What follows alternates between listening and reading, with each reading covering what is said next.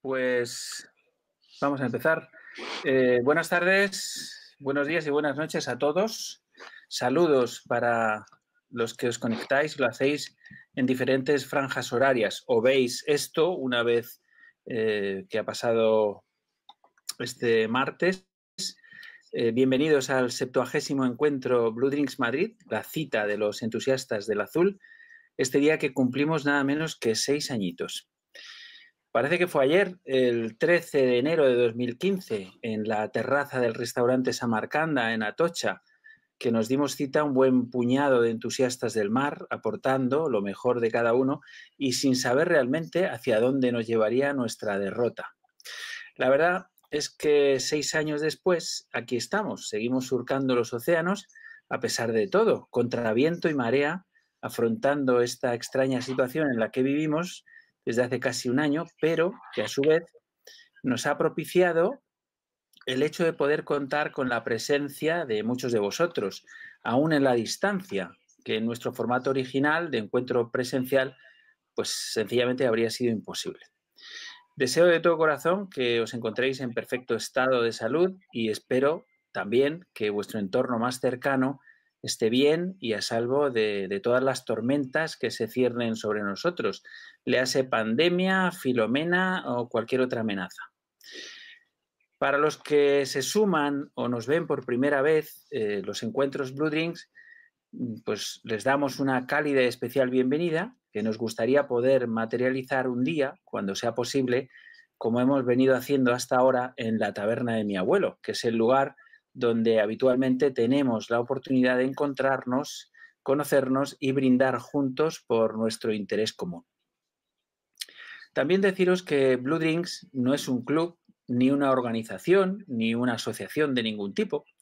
Es simplemente un espacio absolutamente abierto a todas las gentes de la mar, que trabajan, navegan, bucean o surfean por placer, por obligación o por vocación, que tienen experiencias personales diferentes en un espacio común y que aquí tienen la oportunidad de compartir esa experiencia y a la vez enriquecerse con la de los otros.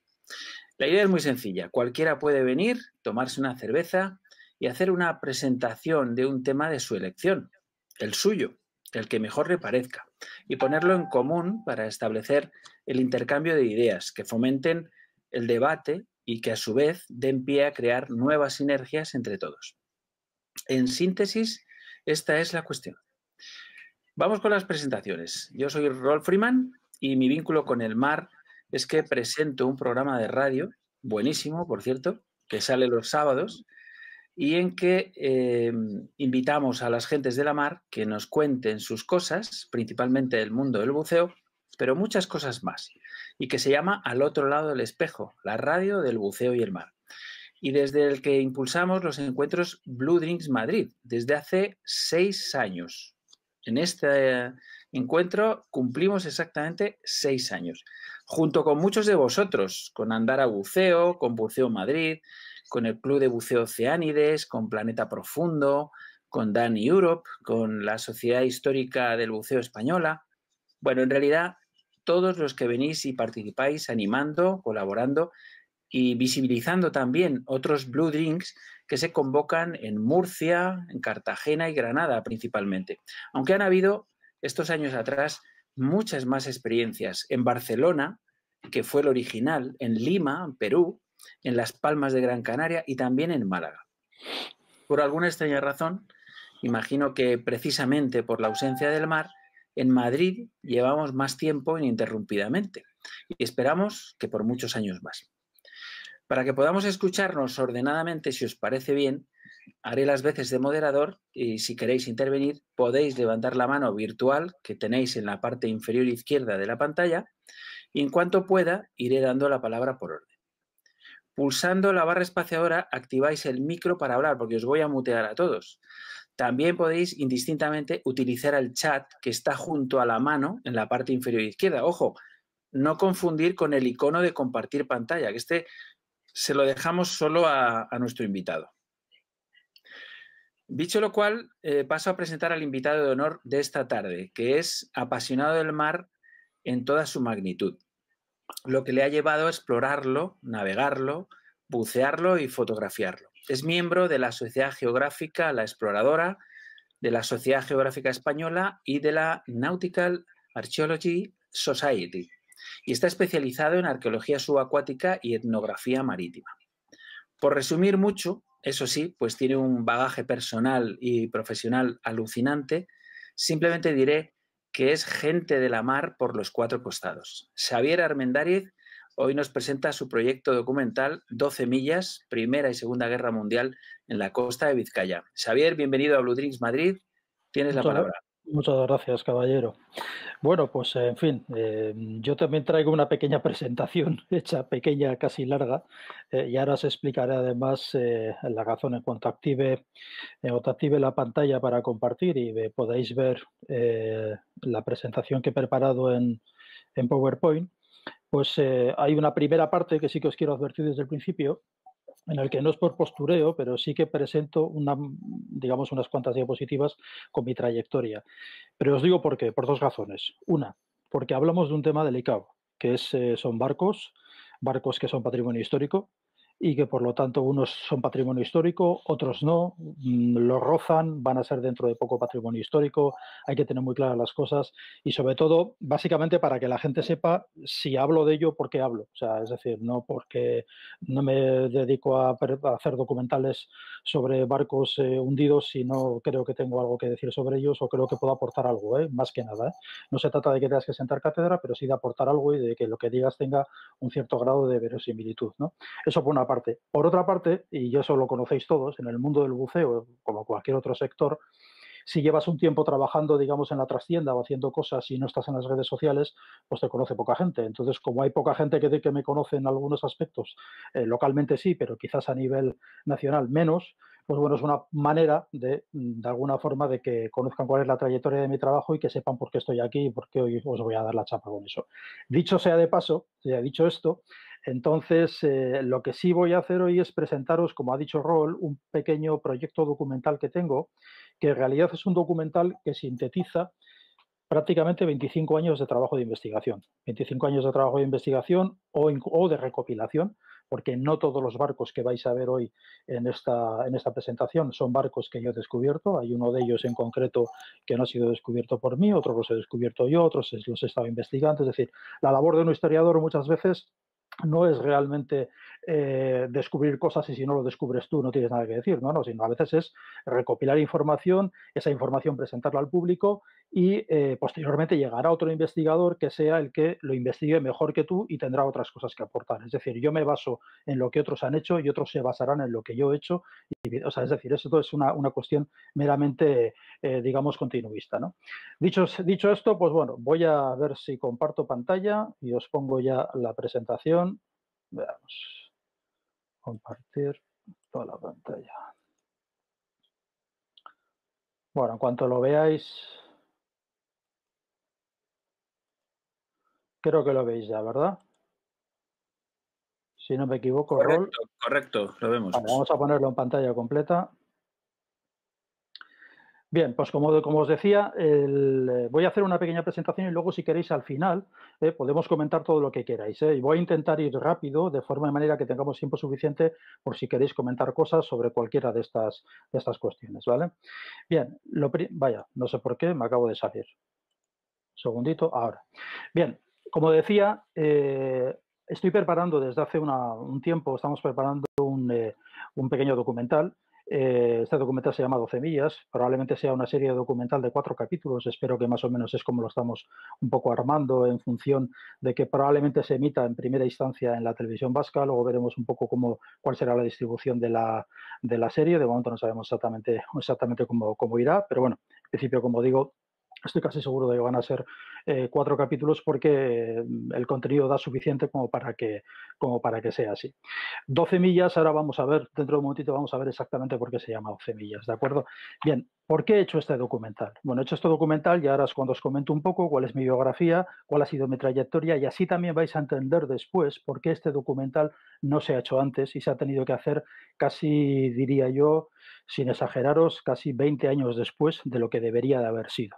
¿De acuerdo? Pero bueno, vamos por partes. Bueno, yo nací en 1969, llevo buceando, no voy a liar mucho con los datos biográficos, pero bueno, llevo buceando desde hace 30 años, soy instructor de buceo y buzo profesional.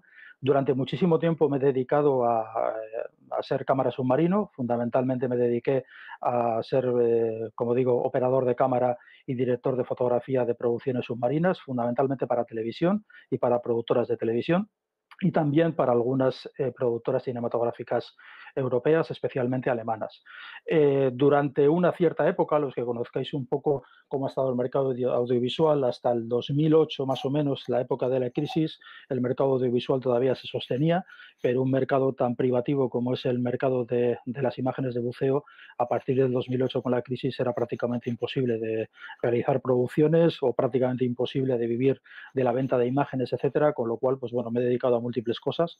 Algunos de vosotros ya me conocéis, he hecho desde guía en Islandia, pasando por, en fin, múltiples oficios con tal de mantener de alguna manera un cierto grado de independencia. Bien, desde el punto de vista de la arqueología, que es un poco lo que me vincula, o de la historia, yo soy historiador marítimo, me formé en fotografía y en vídeo submarino en la Escuela de Arqueología de la Universidad de Oxford. Allí es donde de alguna manera me especialicé todo lo que era en imagen submarina, más que en excavaciones propiamente dichas, que la verdad es que me interesan bastante poco. A mí me interesan los barcos hundidos y sobre todo me interesa, como digo, la realización de documentales.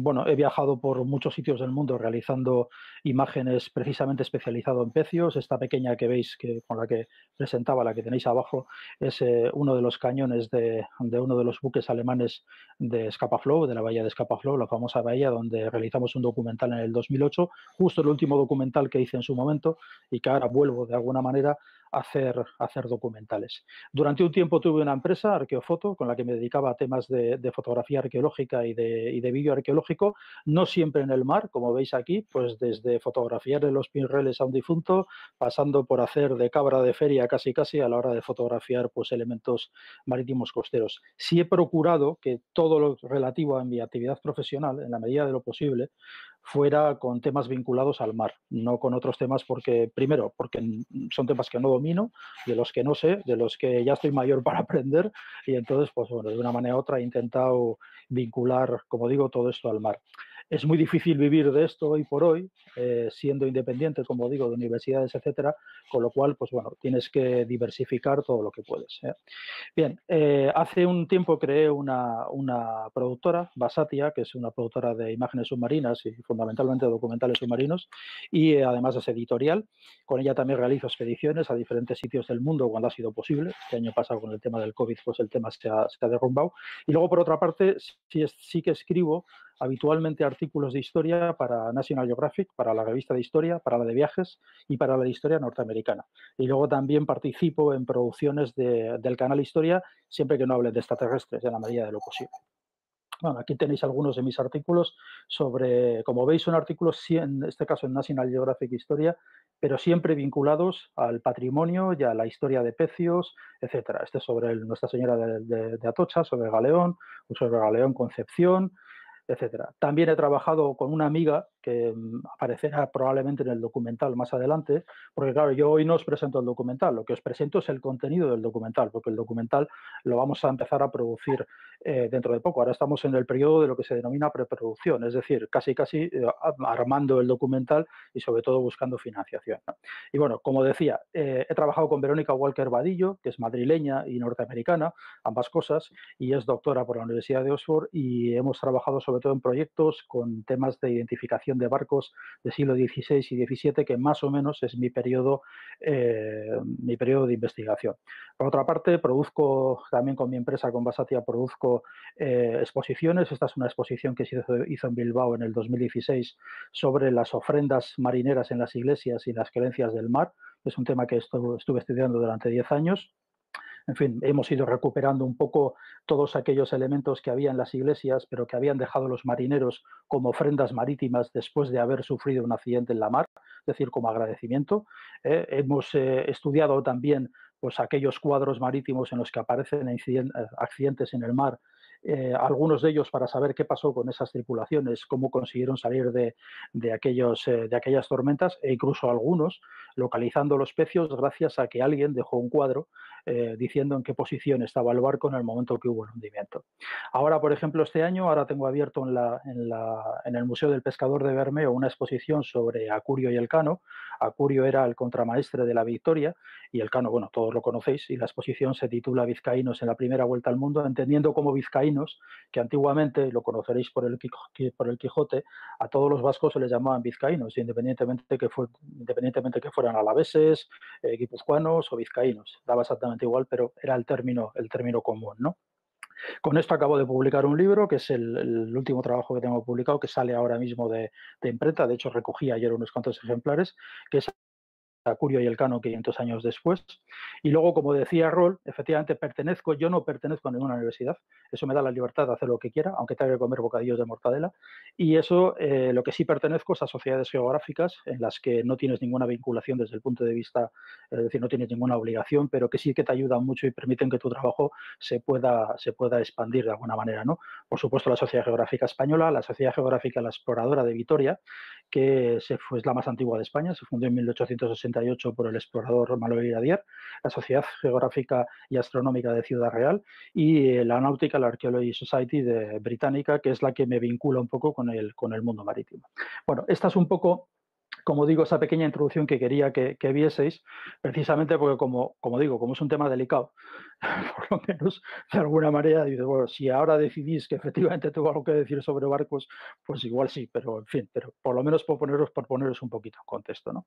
Pero vamos a ver de qué es de lo que vamos a hablar hoy y por qué yo estoy interesado en los barcos hundidos. Fijaos, este señor, Chris Kastler, lo supongo que le conoceréis todos porque ha escrito, yo creo que cientos de libros y la mayor parte de ellos sobre temática marítima. Creó una especie de agencia en Estados Unidos para buscar barcos hundidos, etcétera. Este decía una frase que para mí fue, hace muchos años, fue casi definitoria, y es que los barcos no se encuentran porque nadie los busca. Esto, que parece una simpleza, efectivamente es así. Es decir, mi experiencia durante los últimos 30 años es que hay muchos barcos que estaban prácticamente a la vista desde el punto de vista de las señales o de los signos o de las pistas para poderlos encontrar, pero que simplemente nadie se había tomado la molestia de buscarlo. Esto en el ámbito histórico sucede mucho. Es decir, hay muchos temas históricos en los que no se revisa y simplemente luego los datos estaban ahí, pero porque nadie se ha molestado. Y es como una especie de corta y pega. Es decir, si fulanito dice una cosa, menganito le copia, el otro le copia, el otro le copia, y nadie va a las fuentes originales a buscar información. Entonces, para mí aquello que de alguna manera, esta frase de alguna forma me puso en la tesitura de intentar buscar algunos barcos por la zona en la que yo vivía, que en este caso es Bilbao. Yo vivo ahora en una pequeña población costera que se llama Gorliz. Buscar barcos por esta zona y buscar aquellos barcos que me fueran más accesibles, simplemente por una cuestión económica. Es decir, es más fácil buscar barcos aquí que no buscarlos, por ejemplo, en el sudeste asiático. En fin, y sobre todo con la economía, pues tal y como lo tenemos los investigadores freelance, ¿no? Bueno, este hombre era un cazatesoros. No es que yo comparta ningún tipo de afinidad con un cazatesoros, pero cuando alguien tiene razón, pues tiene razón. Y la verdad es que esta frase me parece genial. Entonces, hay dos cosas que definieron mi búsqueda de los barcos. Una, como digo, es esta frase, y la otra, que yo creo que es la que todos conocemos ya, pues son las aventuras de Tintín, que de alguna manera lo tengo metido en el imaginario desde que casi era un niño. Cuando empecé con los primeros álbumes, yo creo que Secreto de Raca en el Rojo fue algo absolutamente troncal en mi vida, ¿no? Y por eso empecé a bucear cuando tenía 16 años y no he parado hasta ahora que tengo 52.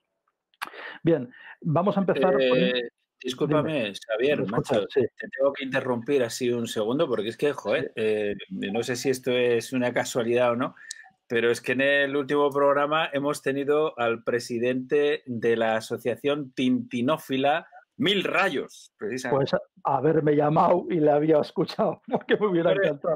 hombre, Pero hombre. bueno, yo creo que todos somos un poco tintinófilos, ¿no? Sobre todo Esa imagen, con el tema de buceo. la imagen que has puesto anterior, ¿la puedes volver a poner Sí, sí, hacia sí, por atrás? supuesto, sí.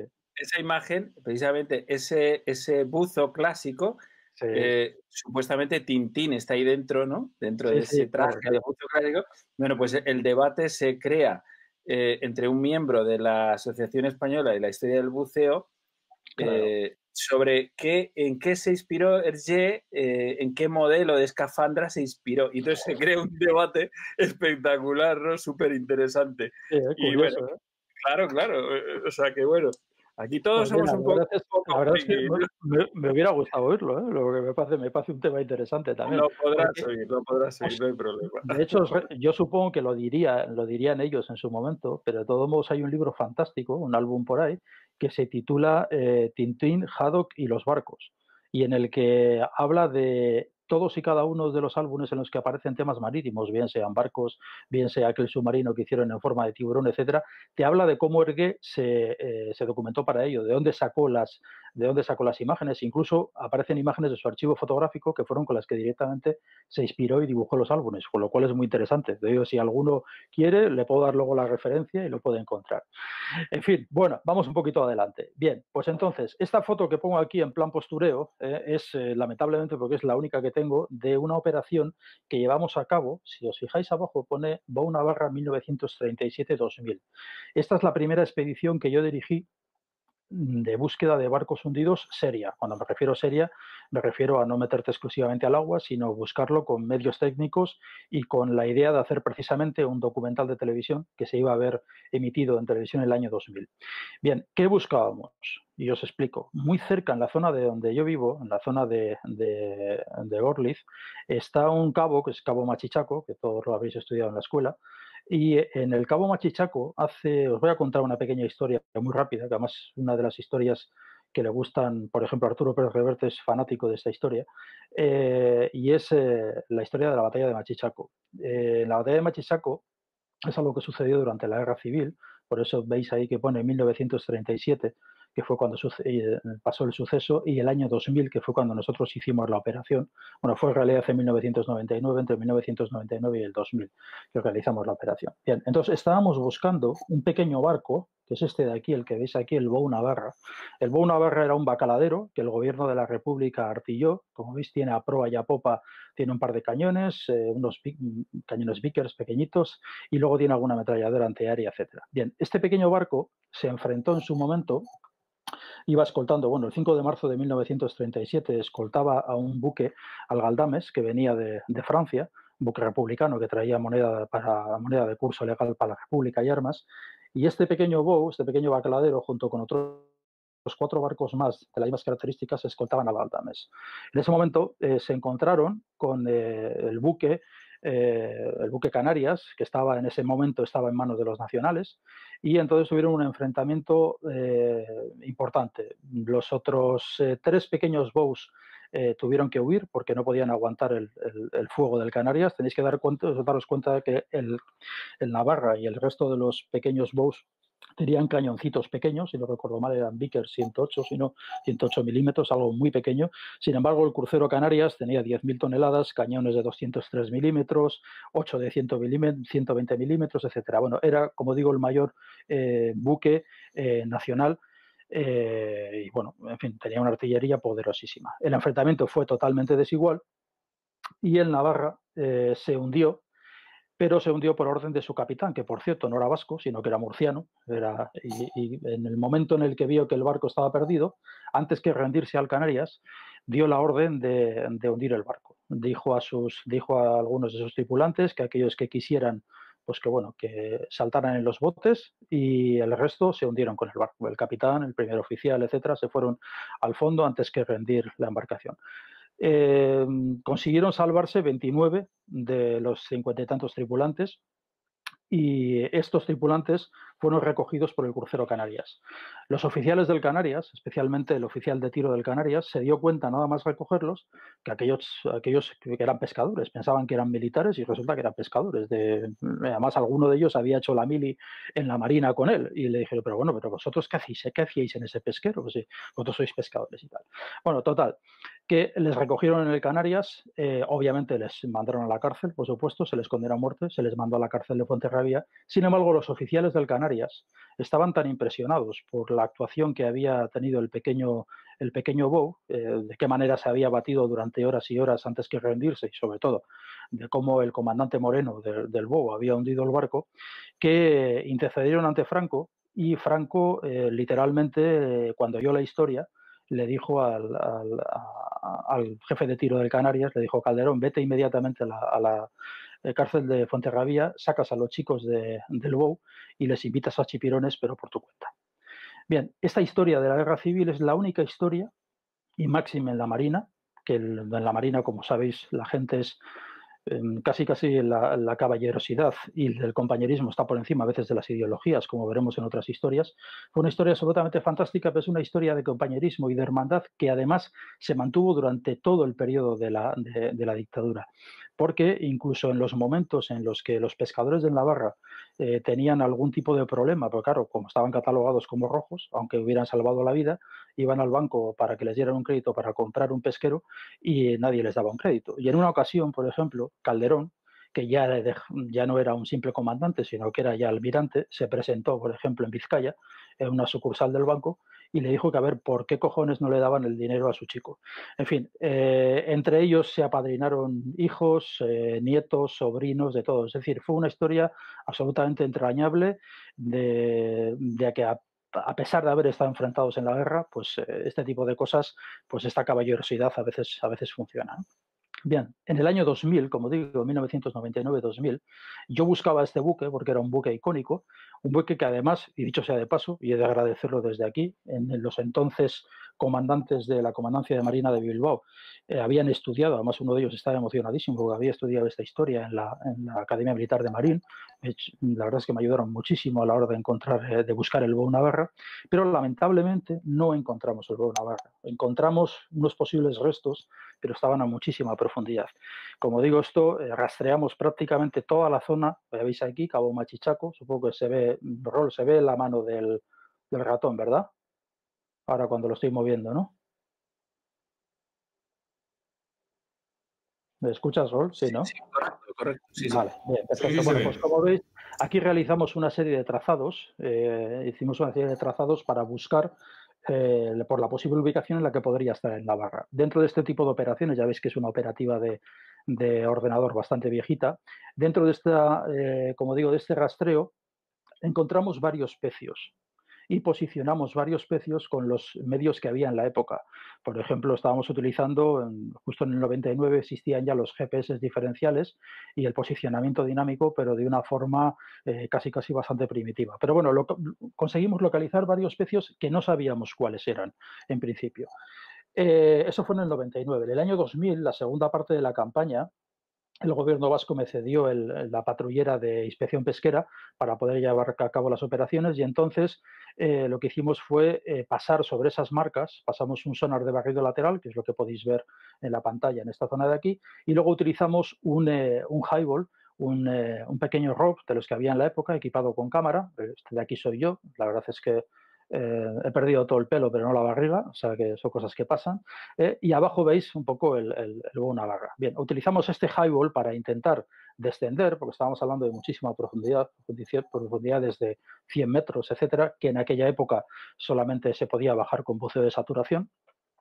Y después de utilizar el highball, cuando ya vimos lo que teníamos abajo eran efectivamente pecios, entonces contratamos a la Comex, vino la Comex con el Minivex, con este pequeño submarino, que tenía una operatividad de 200 metros. Y conseguimos descender aquellos barcos, filmarlos. Lamentablemente yo no tengo las imágenes, no las puedo ofrecer, porque acabé con la productora de televisión que pagó todo esto y acabé como el Rosario de la Aurora y me juré a mí mismo no volver a trabajar para ninguna productora de televisión, cosa que he mantenido hasta hoy. Y hoy ya tengo la mía, y entonces como sé que conmigo mismo no me voy a pelear, pues no tengo mayor problema. Pero bueno, la cuestión es que bajamos a varios pecios, pero pecios que en su momento no pudimos identificar. Incluso con las imágenes, lo único que sí sabíamos es que efectivamente no eran en Navarra, no eran el barco que estábamos buscando. Bien, aquí tenéis el Minivex operando en el fondo, la verdad es que era un aparato fantástico, pero lamentablemente nos sirvió en ese aspecto de bastante poco. Bien, pasados los años, hace como unos 3 años, una cosa así. Es decir, yo desde entonces, desde el año 2000, a pesar de que estaba haciendo muchas cosas de buceo, etcétera, etcétera, nunca he dejado de buscar los pecios que estaban por esta zona de aquí. Y nunca dejé de buscar en Navarra, aunque la verdad es que es un tema que poco a poco vas perdiendo interés porque yo pienso que está a muchísima profundidad. Pero sin embargo, estas cosas de la serendipia que se suele decir, te vas encontrando con una serie de pecios que te van apareciendo por ahí. Luego, sobre todo, me obsesionaba que en la operación del 2000 teníamos 3 barcos que no habíamos logrado identificar. Uno de ellos creemos que es una patrullera nazi que se hundió en 1943, la V408, pero tampoco lo teníamos claro. Total, hace 3 años preparé un proyecto que se llama Diving into History. Es un proyecto que va a seguir a futuro. Es casi diría, es un proyecto de vida. Voy a llevarlo hasta donde pueda. Detrás viene mi hija, que también es buceadora y que también quiere estar en este tipo de cosas.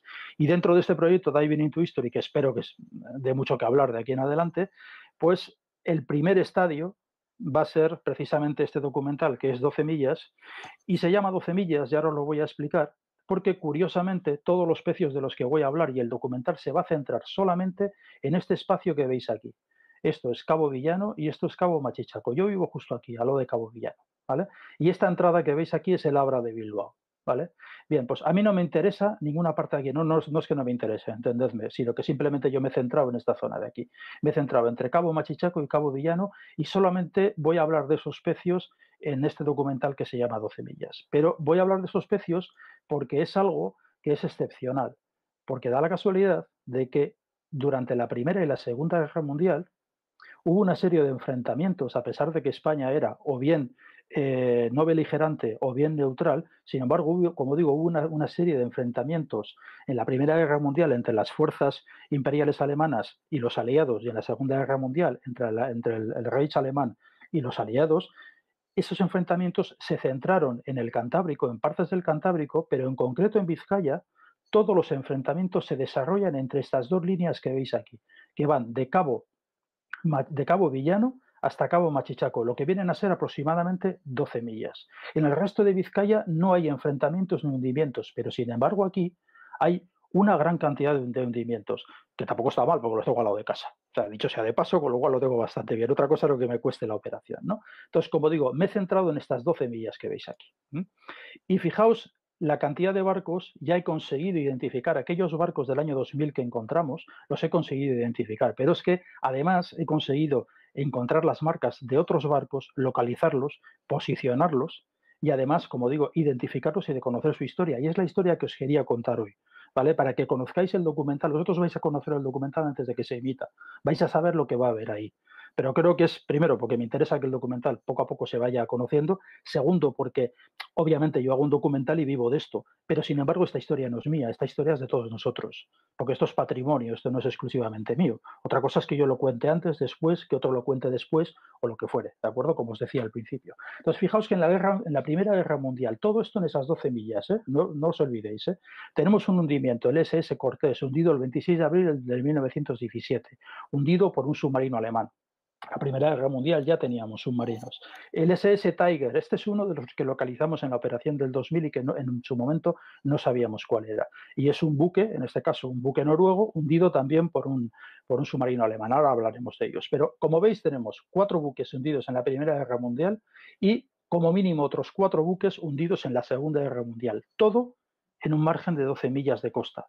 Es, en serio, de verdad, absolutamente excepcional, porque en el resto de la costa sí hay hundimientos y también hubo enfrentamientos, pero en Vizcaya no. Todos los enfrentamientos de Vizcaya están agrupados en este espacio. Y eso a mí me suscitó una especie de pregunta, decir, coño, ¿por qué en este espacio se dan todos los enfrentamientos? ¿Por qué no se dan en todos los sitios? Bueno, hay una serie de explicaciones que las vais a ver en el documental en su momento, pero que vosotros ya los vais a saber desde ahora. Fija, desde Cabo Machichaco a Cabo Villano, la costa tiene una característica muy especial, es que es muy agreste y muy despoblada. Bien, ¿qué significa eso? Además, ya sabéis que en el Cantábrico es una costa que en realidad es una costa sotavento, o sea, es una costa en la que el viento te empuja hacia la costa, con lo cual es una costa peligrosa que hay que tener mucho cuidado de ella. Pero al ser una costa despoblada, es una costa que durante la Primera y la Segunda Guerra Mundial estaban muy poco iluminadas. Eso permitía que los buques transitaran por ahí sin luces, sin ser vistos. Y luego, además, es una zona, os recordáis que os había dicho que por aquí teníamos Bilbao, es una zona que estaba muy cerca de Bilbao, con lo cual los submarinos alemanes en la Primera Guerra Mundial se colocaban en toda esta zona esperando que los buques que partían de Bilbao poderlos cazar ahí. Y en la Segunda Guerra Mundial, los submarinos norteamericanos se colocaban en esta zona esperando a los buques del Tercer Reich que iban hacia Galicia a cargar el famoso el mineral, vaya, ahora me va a salir la palabra, Vaya por Dios. Bueno, hay un mineral que se utilizaba durante la Segunda Guerra Mundial para crear blindajes en las armas militares, que era wolframio, perdón, que se me había ido ahora la memoria. Bien, pues el wolframio era absolutamente necesario para las potencias del eje, pero ¿dónde se daba? Exclusivamente en Galicia y en el norte de León. Entonces España, aunque teóricamente era neutral, sí que abastecía de wolframio a los alemanes. Y los alemanes, como recordaréis, a medida que vamos a pasar a la Primera Guerra Mundial, o sea, como sabéis, estaban en la Francia ocupada, con lo cual el Cantábrico era una zona de paso de buques mercantes alemanes cargados de wolframio. Ahí se colocaban los submarinos norteamericanos para intentar paralizar ese comercio. Pero empecemos con la Primera Guerra Mundial y vamos a ver qué barcos tenemos en esas 12 millas. Durante la Primera Guerra Mundial, como sabéis, los enfrentamientos fueron entre los aliados y la Alemania, pero la Alemania imperial, lo que era el Imperio Alemán, que incluía Austria, Austria-Hungría, etcétera, etcétera. Bien, hay un personaje absolutamente increíble que es el comandante Erwin Wagner del UC-69, un pequeño submarino, uno de los primeros submarinos de ataque. Eran submarinos plenamente, como los conocemos, de la Segunda Guerra Mundial, es decir, ya tenían torpedos, ya utilizaban torpedos, etcétera, etcétera. Es decir, no eran simples artefactos sin más, sino que eran perfectamente operativos. Y este comandante estuvo durante una época apostado a la entrada del Abra de Bilbao y es el responsable de la mayor parte de los hundimientos de los buques que vamos a conocer durante la Primera Guerra Mundial. Bien, ¿cómo lo hacían? Teóricamente hemos dicho que eran aguas neutrales, pero eran aguas neutrales hasta las 3 millas de la costa. A partir de las 3 millas de la costa, los alemanes podían parar barcos aliados y los podían registrar, incautar o hundir, lo que quisieran. Esa era la legislación internacional. ¿De acuerdo? O sea, fijaos que 3 millas prácticamente no es nada. ¿Qué pasaba con Vizcaya y por qué Bilbao era un lugar donde los alemanes mantenían esa vigilancia? Porque en Bilbao se comerciaba mucho con el carbón con Inglaterra, porque el carbón era absolutamente necesario para España. O sea, sin carbón, tener en cuenta que estamos hablando de 1917, sin carbón no había industria, sin carbón los barcos no andaban, porque eran máquinas de vapor. O sea, es decir, había que mantener obligatoriamente sí o sí el comercio con Inglaterra a pesar de ser neutrales. Entonces, muchas compañías navieras españolas, especialmente algunas vascas, estaban permanentemente enviando hierro a Inglaterra y recogiendo carbón para poder utilizar. Y entonces los alemanes querían parar ese flujo y por lo tanto se colocaban muy cerca de Bilbao. Bien, en ese contexto, por ejemplo, este comandante con su submarino, con el U-69, en 1917 hunde un buque noruego, porque los noruegos, a pesar de ser neutrales, también hacían comercio con Inglaterra, entre Inglaterra y Bilbao, y la Alemania imperial dijo que cualquier barco que comerciase con Inglaterra automáticamente era hundido, sí o sí. Y entonces, pues gracias a la documentación de hemerotecas, pues conseguimos localizar a uno de los barcos, por ejemplo, el SS Farman, hundido en 1917, el 7 de mayo de 1917, era un vapor noruego, y lo que hace es que este comandante lo torpedea y lo hunde. Ni siquiera lo para registrarlo, directamente lo torpedea y lo hunde a 4 millas al norte del Abra de Bilbao. Más adelante nos encontramos con que unos meses después, en mayo de 1917, un barco noruego, el Tiger, que iba de Agua Amarga a Cardiff con carga de mineral de hierro, es parado, o sea, es incautado, lo paran el comandante Erwin, lo para, suben a bordo los alemanes, mandan a los botes a los tripulantes y se llevan el barco mar adentro, aproximadamente a unos 9 millas mar adentro, y allí con cargas explosivas lo hunden. Esto es 1917, el 7 de mayo, y este es uno de los que localizamos el año 2000 y a los que ya hemos bajado con los submarinos y ya tenemos filmados. El mismo día, curioso, el mismo día, el mismo comandante y con el mismo submarino detiene también al SS Leikanger y hace exactamente la misma operación, es decir, manda en los botes a los tripulantes, en este caso 36 tripulantes, que son rescatados por un pesquero y se los llevan al puerto de Bilbao y hunden este vapor noruego, el SS Leikanger, que se había fabricado justamente un año antes, se votó en 1916, un carguero de 3.000, prácticamente casi 4.000 toneladas. O sea, la verdad es que un barco grande, muy, muy bajo. Nosotros cuando bajamos en el año 2000 nos dimos cuenta de que eran barcos que nos extrañaban muchísimo que no hubiera documentación histórica porque eran barcos muy grandes. Lo que sí sabíamos es que eran barcos que no pertenecían a la Segunda Guerra Mundial, sino que sus características eran de barcos de principios de siglo. Bien, Esos son los 3 barcos que hemos encontrado de la Primera Guerra Mundial en esa zona. Durante la Segunda Guerra Mundial, esta misma zona es controlada, pero en este caso las tornas cambian. Fijaos, si nos fijamos en la ocupación alemana de Francia, nos damos cuenta que todo lo que es la zona del arco atlántico está ocupada por los alemanes. Entonces, como decíamos, los alemanes necesitan, toda esta zona de aquí son bases de submarinos. Los alemanes lo que necesitan es que el wolframio que viene de Galicia pase por aquí y llegue a los puertos del arco atlántico francés. Bien, para pasar para esa zona tienen que pasar obligatoriamente por delante de Vizcaya, por delante de estas 12 millas. Este piquito que veis aquí son justo estas 12 millas. Y en este punto justo es donde se colocan normalmente los apostados, los submarinos norteamericanos y submarinos británicos. Porque al ser un punto, como digo, donde hay poca iluminación, donde el tráfico marítimo es muy escaso, etcétera, saben que por ahí van a pasar los alemanes con las luces apagadas, con lo cual les pueden intentar cazar por la noche o cazar en momentos en los que tengan que abastecerse por lo que fuere. Porque nos guste o no nos guste, los puertos españoles, incluidos los vascos, abastecieron a los alemanes en todo. Ya sabéis que estas historias a veces no se pueden contar, pero son historias que sucedieron así. Bien, el primer ataque que yo conocía de la Segunda Guerra Mundial no había sido en Vizcaya, sino que había sido en Cantabria, que era un buque, este que veis aquí. Este buque es el Baldur, es un buque en el que la gente está buceando ahora, solamente quedan unas chapas porque fue desmantelado. Es un barco alemán que estaba cargando mineral en Saltacaballos, es una zona de Cantabria justo muy cercanita a Vizcaya, y el 23 de mayo de 1944 es hundido con un torpedo disparado por el HMS Sceptre. Era un buque, era un submarino británico. Como veis, le disparan cuando el buque estaba cargando mineral. O sea, es decir, olvídate de las 3 millas de la legislación internacional. Es decir, de facto hacían lo que les daba la gana. Es decir, los enfrentamientos eran a pie de costa, ¿vale? Entonces, este buque se hunde, mueren algunos a bordo y tal, es un buque que se va desmantelando, etcétera, pero yo es el único buque que conocía de la Segunda Guerra Mundial o el único enfrentamiento de la Segunda Guerra Mundial. Cuando me pongo a investigar los barcos que tengo en mi zona, en la zona llamada de 12 millas, me encuentro con que hay muchísimos más enfrentamientos.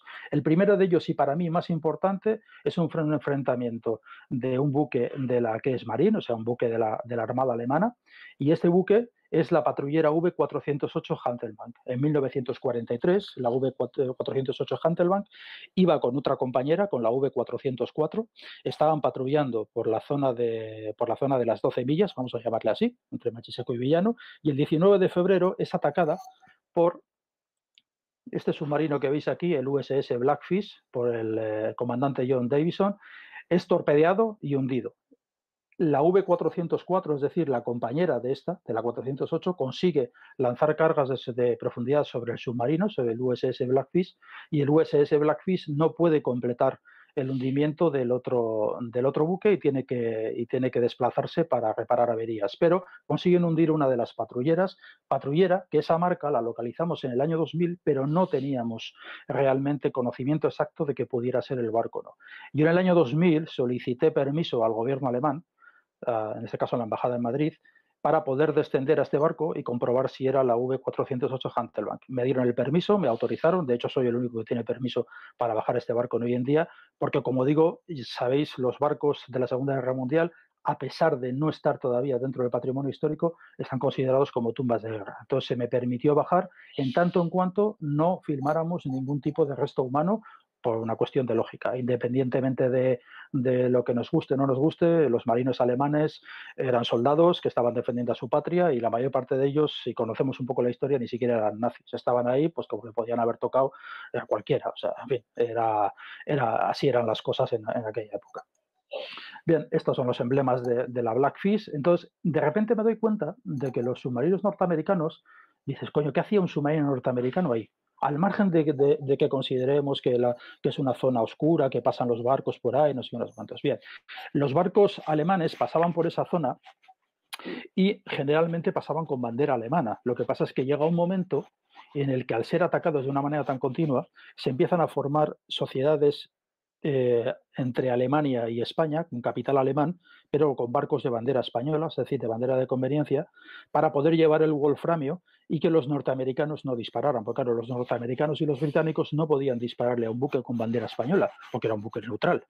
Entonces ahí es donde existía un poquito la picaresca. De hecho, pasado el tiempo, no hace demasiado tiempo, bueno, esto es un esquema de la Handelbank, de la que estábamos viendo, de la alemana. Por cierto, dicho sea de paso, en la Handelbank, que se me ha olvidado comentarlo, porque me rollo mucho, murieron prácticamente aproximadamente unos 50 de los tripulantes, o sea, todos. No hubo supervivientes en este barco, con lo cual, como digo, si en un momento dado bajamos y hacemos unas inmersiones con unas imágenes más potentes, que es lo que podríamos hacer ahora, estamos casi seguros que vamos a encontrar restos humanos porque suele ser lo habitual. Bien, hace unos años consigo del gobierno norteamericano que me entregue los diarios de navegación de los comandantes de los submarinos que habían estado apostados en las 12 millas. Hay 2 submarinos de patrulla aquí apostados permanentemente, que son el USS Saf, que veis aquí, y el Blackfish, que es el que había conseguido hundir la V408. Tengo los dos, las descripciones día por día, hora por hora, de todas las operaciones que hacen los comandantes aquí y sobre todo su frustración porque saben, además ellos te dicen, acaba de salir del puerto de Arminza el barco, no sé qué, sabemos seguro que lleva suministros para no sé cuántos, pero no podemos hacer nada porque lleva bandera española. O sea, así de manera continua, de manera continua. Es más, algunas veces cuando ya se hartan, intentan ir detrás de alguno, pero de repente de un mismo puerto salen 6 barcos a toda velocidad. Ellos saben que uno de esos barcos va a abastecer a un submarino, pero claro, no pueden seguir a los 6. Siguen a uno nada más y a ver si aciertan, pero a los otros no les pueden seguir. Porque dicen, bueno, no los podemos torpedear, pero por lo menos les podemos coger infraganti abasteciendo de combustible y de comida a los submarinos. En fin, como digo, es una especie de juego del gato y el ratón que se da entre 1941, como veis aquí, y 1945, en el que se realizan esas patrullas exclusivamente en la zona de 12 millas. ¿Por qué? Porque es el punto en el que saben que van a tener más cerca a los buques alemanes como para torpedearlos. Bien, aquí tenemos una de las imágenes del USS Saf, el otro submarino que estuvo destinado aquí. Y aquí tenemos, por ejemplo, un hecho muy curioso. Fijaos, este es el Norfels. El Norfels es un buque alemán con bandera alemana, en principio, pero posteriormente, si os fijáis, lleva bandera española, ya pasa a ser de bandera española porque pasa a una compañía con capital español, lo compra España y entonces hacen los chanchullos estos que hacían allí. Son buques teóricamente mercantes, pero que en sus bodegas llevan unos pequeños cañones escamoteados que en caso de peligro eran capaces de sacarlos, o cañones, o a veces ametralladoras antiaéreas, y enfrentarse con algunos de los enemigos. En el caso de los submarinos tenían muy poco que hacer, pero en cualquier caso lo intentan. Pues en este caso, el 25 de enero de 1943, el comandante MacGregor del USS Saf se encuentra con el Norfels justo en la zona de las 12 millas y entonces tienen un enfrentamiento. En este caso, el USS Saf dispara 2 torpedos, pero los 2 torpedos, casualidad, golpean en el casco del Norfels y se van directamente al fondo. Y el Norfels escapa. Sin embargo, los 2 torpedos que no explotan se caen al fondo y los hemos localizado y están sobre el fondo de arena. Lo sabe la Armada, lo sabe la Guardia Civil, estamos esperando a que hacer la operación precisamente por si hubiera que hacer algo con ello, pero bueno, está todo. De hecho, todas estas marcas que os estoy hablando ahora, todos estos posicionamientos, todas las autoridades saben exactamente dónde están. Yo, trabajando para la administración, como trabajo a veces con temas de arqueología, obviamente tengo la obligación de hacerlo, aparte que he solicitado los permisos para hacer las prospecciones en estas zonas y por lo tanto tengo la obligación de entregar esos datos. Es decir, no es cierto que no haya nadie que tenga los datos, sí, pero estos datos los tienen los que lo tienen que tener de manera oficial, sobre todo también por una cuestión de vigilancia. Es decir, si la Guardia Civil, la patrullera de la Guardia Civil de Vizcaya, sabe dónde están los buques, podemos prevenir que nadie vaya y que descienda y que intente llevarse algo. Pero bueno, en cualquier caso, como digo, aquí tenemos 2 torpedos norteamericanos posados en el fondo, perfectamente visibles cuando pasamos un sonar de barrido lateral y que probablemente intentaremos, obviamente, tocarlos no, porque no estoy tan loco como para eso, pero sí filmarlos y luego la Armada o la Guardia Civil, lo que sea, pues que intervengan de la manera que ellos quieran. Y por último, vamos a hablar de un barco, que este barco es el único de todos los que hemos hablado que no he investigado yo ni localizado yo.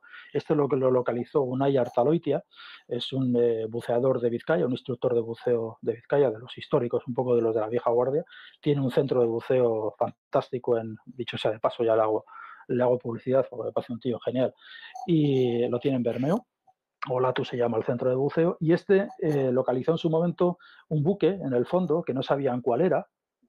Sí que sabían que era un buque mercante, pero de repente se dieron cuenta, cuando estaban buceando en él a mucha profundidad, se llevaron una sorpresa enorme, porque en una de las inmersiones se encontraron No sabían, bueno, el buque fue hundido, el Hochheimer fue hundido por el HMS Sceptre, el británico, el mismo que hundió al Baldur en Cantabria, en Saltacaballos. Pero ellos se encontraron, aquí veis la posición, está a 95, 90, 92 metros. Este es el único pecio que conoce todo el mundo, ¿eh? Pero claro, la profundidad es tal que no baja ni Kiski. Pero se encontraron con esto, fijaos. Y si os dais cuenta, es un reloj, ¿verdad? Es el reloj de la bitácora del barco. Pero si os dais cuenta, y esta es la sorpresa mayúscula, aquí está el aguilucho con la esvástica. Entonces, nada más que lo vieron, se dieron cuenta de que era un barco nazi, pero no sabían cuál era. Revisando la documentación, al revisar todos los barcos posibles hundidos en aquella zona, se dieron cuenta de que uno de los barcos se hundió a la 1:20 y resulta que el reloj marca, como veis, la 1:20. Gracias a esto, supieron que el barco que se había hundido era el Hochheimer. Posteriormente, se encontraron algunas cosas en el fondo que ya evidentemente les llevó a la pista y supieron, pues bueno, que se encontraban ante un barco nazi y en este caso que era el Hochheimer. El Hochheimer llevaba mineral, por lo tanto era el típico barco mercante camuflado, pero en realidad era un buque militar al servicio del Reich, al servicio de la Kriegsmarine, y obviamente, pues bueno, pues fue hundido por el Sceptre, le disparó un par de torpedos. El barco además iba escoltado, iba por dos patrulleras también, por la V402 y por la V405 que huyeron, y el Hochheimer se fue al fondo pereciendo 25 hombres, pereciendo 32 hombres, si no recuerdo mal. Estoy hablando de los datos así ahora de memoria.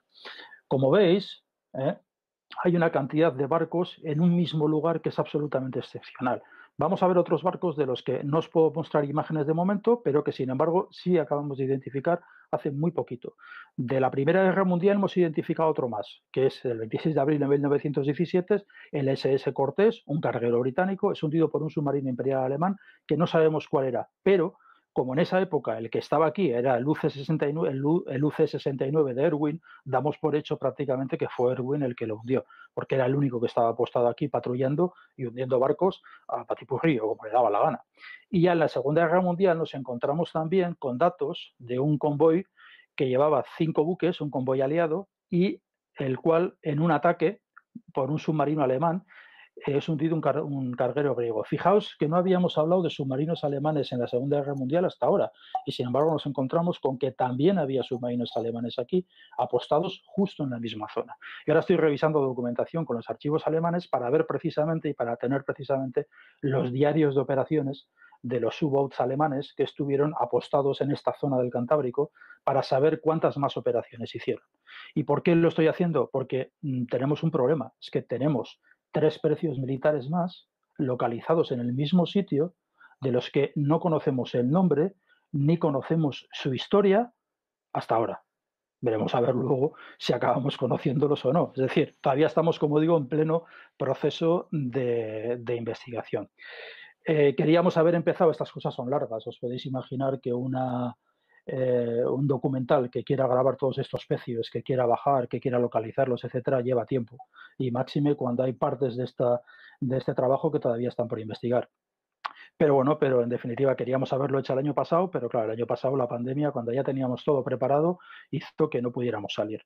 Los que vivís por la costa o vais habitualmente a bucear a la costa, sabéis perfectamente que durante la pandemia se prohibió la salida de cualquier barco que no fueran pesqueros o mercantes. E incluso mercantes, depende de qué tipo de mercancías llevasen, ni siquiera se les permitía si no eran absolutamente necesario. Con lo cual, como para que vaya yo diciendo que voy a bajar a barcos de la Primera Guerra Mundial. Es decir, ha habido que paralizar todas las operaciones y eso nos lleva a un retraso.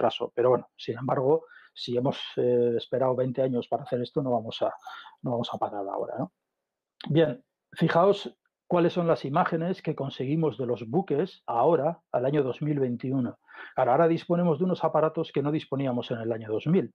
El año 2000 utilizábamos sonars de borrida lateral bastante simples y ahora utilizamos unos aparatos que probablemente conoceréis, que se llaman multi-haz, que es una combinación de diferentes aparatos que nos permiten tener una imagen de los buques casi al detalle. Fijaos aquí como estamos viendo, aquí es donde estaría situado probablemente el puente, etcétera, todo el castillo que se ha caído, en algún lugar se caería durante el hundimiento. Tenemos también un poco, ya veis, la popa, esta popa de pico de pato que tenemos acá, la proa, etcétera. Es decir, ahora incluso sin bajar, con un nivel de detalle como esto, tendríamos la posibilidad de identificar alguno de los barcos. Pero claro, Aquí os estoy presentando los barcos para no aburriros, pero todo esto lleva un trabajo por detrás en el que localizamos planos de buques, cualquier buque que sepamos que ha sido hundido por la zona intentamos localizar los planos, con esos planos hacemos comparativas, buscamos las posibilidades, bueno, todo el proceso de investigación que hay por detrás, que es el proceso de investigación típico que se hace a la hora de buscar un barco y de identificar un barco, que es un poco, yo creo que probablemente la parte más bonita. Pero fijaos, estas imágenes son del 2021 comparativamente con las imágenes que manejábamos en 1999, que aquí vemos, sabemos que aquí hay un barco porque esta zona blanca que veis aquí es la sombra que proyecta la superestructura del barco, pero no porque el barco sea realmente reconocible. Bueno, pues uno de estos es el Tiger o el Leinkager, uno de los dos de los que tomamos esta imagen y las tomamos a una profundidad bastante considerable. Entonces era muy difícil de identificar si no se bajaba a observarlo in situ. Bueno, este barco estaba sobre su propia quilla en el fondo. O sea, no estaba tumbado ni hacia estribor ni hacia babor, sino que estaba colocado directamente sobre la quilla, casi como si estuviera navegando.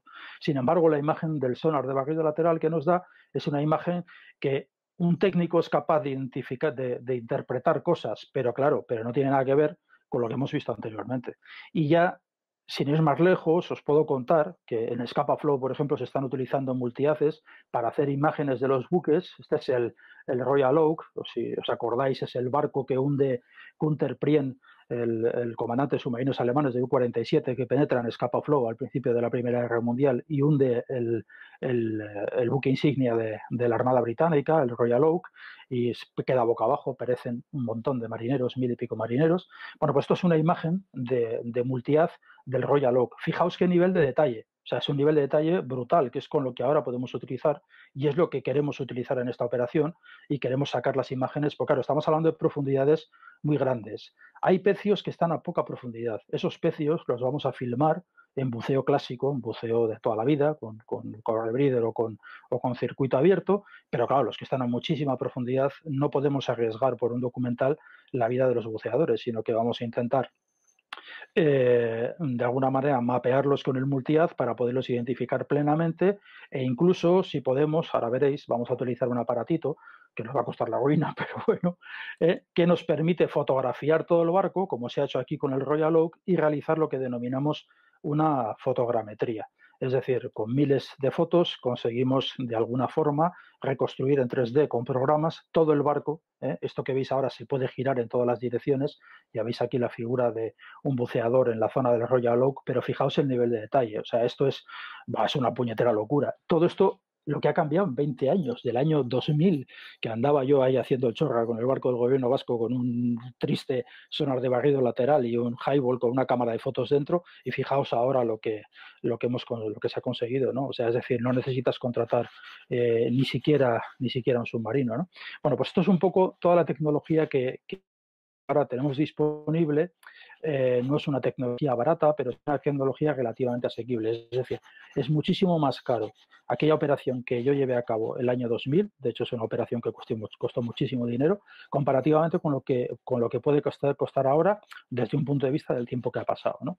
¿Qué vamos a utilizar ahora? Pues vamos a utilizar ROVs, obviamente para bajar algunos pecios, en especial este ROV, que es uno de los ROVs que hemos conseguido testar. No se trata de hacer publicidad, es simplemente de enseñároslo. Es el FIFIS V6 Plus, nos da imagen en 4K, una imagen magnífica que nos permitiría utilizarlas en los documentales. Tenemos 6000 lúmenes de luz, no es exactamente todo lo que yo como realizador submarino me gustaría tener, pero bueno, pero es lo que me permite utilizar. Pero claro, cuando estamos hablando de profundidades, este ROV me permite bajar a 150 metros, es de una operatividad fantástica, con lo cual me permite trabajar en todos los pecios que habéis visto en ese listado, me permite documentarlos todos para una serie documental y además es un ROV que incluso es muy fácil de operar porque incluso lleva un sonar que en el momento que desciendes no te tienes que andar volviendo loco como nos volvíamos el año 2000 cuando bajábamos el ROV que teníamos entonces, que era el highball, lo bajabas al fondo y decías, bueno, ¿y ahora hacia dónde? O sea, ya nada que hubiera corriente te perdías y aquello era un show. No, aquí tienes un sonar que te indica directamente dónde está el barco, como veis aquí, y nos permite llegar allí y filmarlo con toda la seguridad sin tener que bajar buceadores. Bueno, esta es toda la teoría un poco, ya digo que estamos en proceso de preproducción y traducido buscando pasta, buscando cómo organizar todo esto, llegaremos hasta donde podamos llegar Habrá cosas a las que quizás no se pueda llegar. El ROV sí que lo vamos a tener seguro, casi fijo, pero bueno, pero que en cualquier caso vamos a intentar documentar todo lo que podamos. ¿Por qué? Primero, porque, como digo, para mí es una historia increíble, sobre todo por eso, porque se gesta en exclusivamente un espacio, insisto, un espacio de 12 millas y me parece absolutamente excepcional que sea una historia, además una historia no ni siquiera olvidada, sino que es que la gente no lo ha conocido nunca. Es decir, la gente coetánea, la que vivía aquí en ese momento, no sabía lo que estaba pasando en su propia costa. Ahora, algunos sí, pero muy pocos lo sabían. Y para que veáis de manera anecdótica nada más, incluso en esa zona, en la Segunda Guerra Mundial, por ejemplo, se cuenta una anécdota sobre el Hochheimer, sobre el buque que había hundido el submarino británico, el que localizó Unai Artaloitia. Se comenta, porque esto era un nido de espías, aquí había espías alemanes, había espías británicos, había espías norteamericanos que estaban en Bilbao y además se conocían entre ellos. De hecho, se juntaban todos ellos por la noche en un hotel que estaba en la calle. Bueno, era simplemente una anécdota, pero para que veáis cuál era la situación entonces, la noche que el Sceptre hunde el Hochheimer, el espía británico se acerca al espía alemán a la barra, se pone a tomar una copa juntos y le dice, la que os hemos liado esta noche con el Hochheimer, ¿eh? Es decir, entre ellos sabían ya perfectamente quién era quién y qué se estaba haciendo y qué se cocía. Cada uno le tocaba estar allí casi como si fueran corresponsales de guerra. O sea, cada uno tenía su trabajo y punto pelota y ya está, ¿no? Pero para que veáis un poco cómo era la situación en esta zona. Probablemente en Bilbao, quizás más potente que en otras zonas del Cantábrico, por lo que decía antes, por el tráfico de hierro, por el tráfico de minerales, etcétera, durante la Primera y Segunda Guerra Mundial, y la Primera Guerra Mundial y durante la Segunda Guerra Mundial por ser uno de los puertos más importantes, no por otra cuestión, ¿eh? Pero bueno, en cualquier caso entiendo que también habría espías por otra zona. Sí es importante hacer notar, fijaos, que aquí se concentraban esas fuerzas, esos submarinos, precisamente porque todos habréis leído que por la zona de Galicia pasaban muchos buques aliados y por lo tanto ahí se apostaban los submarinos. Hay un famoso libro por ahí, Lobos acosados, que es uno de los libros que habla de las manadas de lobos alemanes durante la Segunda Guerra Mundial, las manadas de lobos de U-boats alemanes durante la Segunda Guerra Mundial, que precisamente se apostaban en la zona de Galicia porque era una zona que tenía mucho tráfico y era tráfico que bajaba para cruzar el Atlántico. Efectivamente, esa era la zona más transitada, pero por eso se enviaron aquí también dos submarinos, porque aquí nadie se esperaba que pasaran por aquí. Y los norteamericanos y los británicos no se fiaban. Sabían que el wolframio tenía que estar pasando por algún lado. Y bueno, pues oye, de lo malo malo, o sea, al final nos ha producido una zona, como digo, con una densidad de pecios en un espacio tan corto joder, la verdad es que yo creo que es una historia que merece la pena contarla completamente y sobre todo cuando luego tengamos imágenes y daremos detalles y todo esto, ¿no? Me apetecía mucho comentároslo porque se está alargando tanto en el tiempo y sobre todo con el tema esto del COVID que sí que me apetecía que la gente vaya conociendo un poco esta historia. Porque como digo, no es una historia mía, el Hochheimer no lo he encontrado yo, estos barcos mañana bajarán otra gente y están ahí, en fin. El problema que tenemos, si es que no me ha dado tiempo a poneroslo, era la última diapositiva en la que creo que se ha visto así fugazmente, en la que decía, bueno, ¿y ahora qué hacemos con esto? ¿Vale? Al margen de mi documental o no, independientemente de que salga o deje de salir, eso es otra película. El tema es que tenemos barcos en los que nos vamos a encontrar con un problema que no debería de existir. Y eso, si queréis, es un debate que podemos mantener aquí tranquilamente. Yo por eso, bueno, al margen de que tengáis preguntas o no, pero la cuestión es, esos barcos, unos son patrimonio histórico, los de 1917, porque ya han pasado 100 años, y por lo tanto, teóricamente no los puede tocar nadie que no sea un arqueólogo, y los de la Segunda Guerra Mundial son buques históricos, aunque no estén catalogados como patrimonio histórico, y además, por otra parte, son tumbas de guerra. La cuestión es, yo estoy dividido, tenéis que tener en cuenta que yo nací como buceador. O sea, es decir, yo no he nacido como historiador, yo he sido buceador antes que historiador. Entonces yo tengo también un poco el corazón partido, el corazón dividido entre, joder, a ver, ¿por qué no voy a poder yo visitar un barco? Se ha jodido, ¿sabes? Pero claro, yo también entiendo el punto de vista oficial de que se tenga cuidado con los elementos que hay en un barco y que la gente no se lleve las cosas, que era un poco lo que comentábamos antes. A veces me gusta hacer un símil, ¿eh? Si nosotros vamos por el campo y nos encontramos con una ermita preciosa, y además es una ermita que ya no está en poder de la iglesia, sino que está secularizada o es parte de patrimonio nacional, tú puedes visitar la ermita, pero no esperas a que haya nadie para llevarte el retablo. ¿vale? O sea, tienes todo el derecho de visitar la ermita porque la ermita es de todos, porque es patrimonio de todos los españoles. Pero la cuestión es, joder, coño, que la gente no se lleve las cosas. Tenemos que crear esa conciencia. Lo que tampoco puede hacer la arqueología oficial, y ese es mi punto de vista, es prohibir el acceso a determinados lugares. Es decir, tenemos que ser todos conscientes. ¿Cómo se regula esto? Bien a través de los centros de buceo, etcétera, que los centros de buceo sean los que de alguna manera tengan la posibilidad de llevar a los buceadores a estos sitios, como ya se están haciendo en algunos lugares. No lo sé, pero hay que buscar una fórmula, porque yo me niego también como buceador a no poder visitar un sitio. Hombre, yo tengo el permiso, ¿no? Pero bueno, te quiero decir de manera genérica. Yo me niego con buceador a no poder visitar un sitio, coño, de la misma manera que voy a visitar una iglesia, o voy a visitar el acueducto de Segovia, o voy a visitar no sé quién. No tengo un policía o un guardia civil que a 20 metros me dice, oiga, usted no pase. Pero claro, doy por hecho que no me voy a llevar las piedras del acueducto, ese es el asunto, ¿no? Entonces ahí está un poco donde tenemos esa pequeña patata caliente, ¿no? Yo pienso que la concienciación a través de los centros de buceo, lo he dicho antes, porque, por ejemplo, de estos pecios que hablo en 12 millas, hay algunos que sí están a una profundidad buceable. Algunos van a estar a 45 metros, 50 metros, que es una profundidad que se puede hacer hoy en día y se puede hacer incluso una inmersión larga si se bucea con un rebreather o se bucea con un bibotella y con botellas auxiliares, etcétera. Se puede hacer una inmersión relativamente maja y puede ser en barcos en los que la gente disfrute muchísimo y sobre todo yo creo que si además conoces la historia de ese barco y conoces lo que tienes delante, yo creo que se puede disfrutar muchísimo más todavía, ¿vale? Entonces, ahí es donde habría que buscar un equilibrio. Sobre todo además porque estamos en una zona que es difícil de controlar. Yo conozco, me llevo además formidablemente bien con el grupo de la Guardia Civil de Vizcaya, que es la patrullera de la Guardia Civil del Mar, pero claro, ellos trabajan de día. O sea, ellos trabajan de día y una hora en la que la patrullera se va. En su momento, la patrullera de la Archaña le pasa exactamente lo mismo. La patrullera de la Archaña no opera de noche. O sea, es decir, hay un momento o de noche o por la tarde. Luego, el que quiere bajar a un barco sabe perfectamente a qué hora entra, se va la embarcación para un lado y a qué hora se va para el otro. Es decir, son cosas pero tampoco se pueden dar así. Entonces, ese es el problema. La pregunta es, ahí me interesa dar a conocer este tipo de cosas para que todos vayamos creando conciencia y sobre todo para generar debate. ¿Vale? Yo sé que a través de las federaciones, a través de muchos grupos históricos, a través de mucha gente en primera persona se está intentando hacer concienciación, pero es que para que podamos disfrutar todos, yo creo que cuanto antes hagamos esa concienciación, mucho mejor. No sé qué opináis, ¿eh? Yo, bueno, lo primero, el que si queréis hacer alguna pregunta, que yo creo que precisamente he dejado ese tiempo para tal, pero aparte de esto creo que es la parte sustancial del tema, porque si no esto se queda en una bonita historia que va a ir a un documental o que va a ir en un libro, pero hasta ahí. Y luego tú vas a decir, coño, joder, pues a mí me gustaría bajar a este barco y te van a decir, no, tú no puedes porque no eres arqueólogo. O sea, es que cualquier día también vas a ir por la playa, se te va a caer el reloj y 10 minutos después va a ser patrimonio histórico. Es decir, tenemos que tener las cosas con un cierto nivel de concienciación.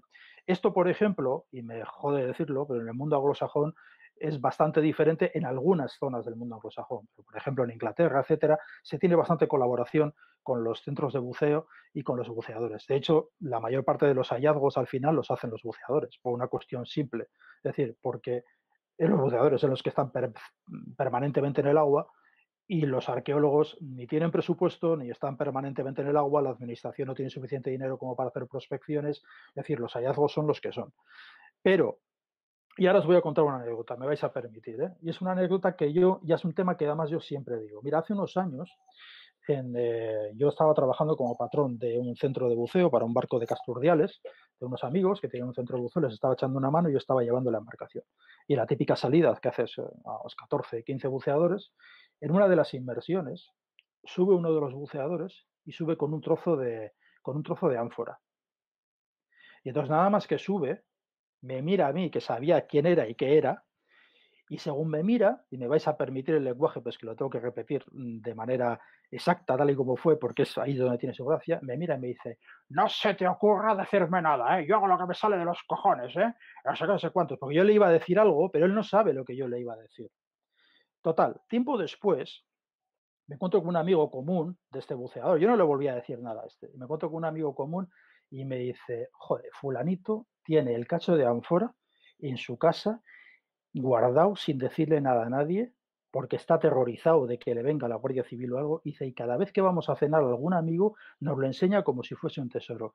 Le digo, pues mira, fulanito, si me hubiera dejado acabar de hablar en ese momento, le hubiera dicho, fulanito, tira ese cacho de ánfora al agua porque estamos en una zona buceando que se llama el cementerio, que es donde la gente viene a tirar las ánforas con las cenizas de sus muertos, y lo que tienes en tu casa y le enseñas a los amigos es el cacho de una urna funeraria de un tío que se murió antes de ayer. ¿Veis a lo que me refiero? Entonces, bueno, esto es la anécdota, ¿no? Pero yo lo que le digo siempre a la gente es lo siguiente. Si tienes que tener un trozo de patrimonio escondido en tu casa que no se lo puedes enseñar a nadie, un trozo que además probablemente casi no sabes ni lo que es, yo lo que les digo es lo siguiente, por qué no ese trozo de patrimonio, te fotografías con él, te haces una foto chula, que te la haga un amigo ahí abajo en el fondo, avisas a las autoridades, viene el arqueólogo.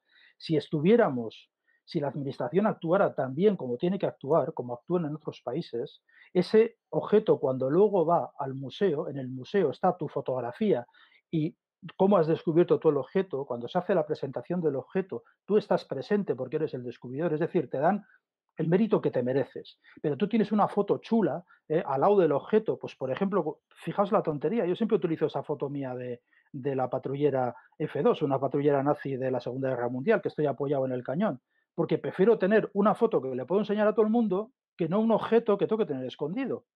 No sé si vais, efectivamente, veis por dónde voy, ¿no? O sea, desde el punto de vista del ego me parece mucho más interesante. ¿eh? Pero bueno, es una idea mía, es una forma de intentar convencer a la gente de que tenemos que buscar maneras alternativas de gestionar esto. O sea, porque es una pena que no podamos disfrutar todos de ello.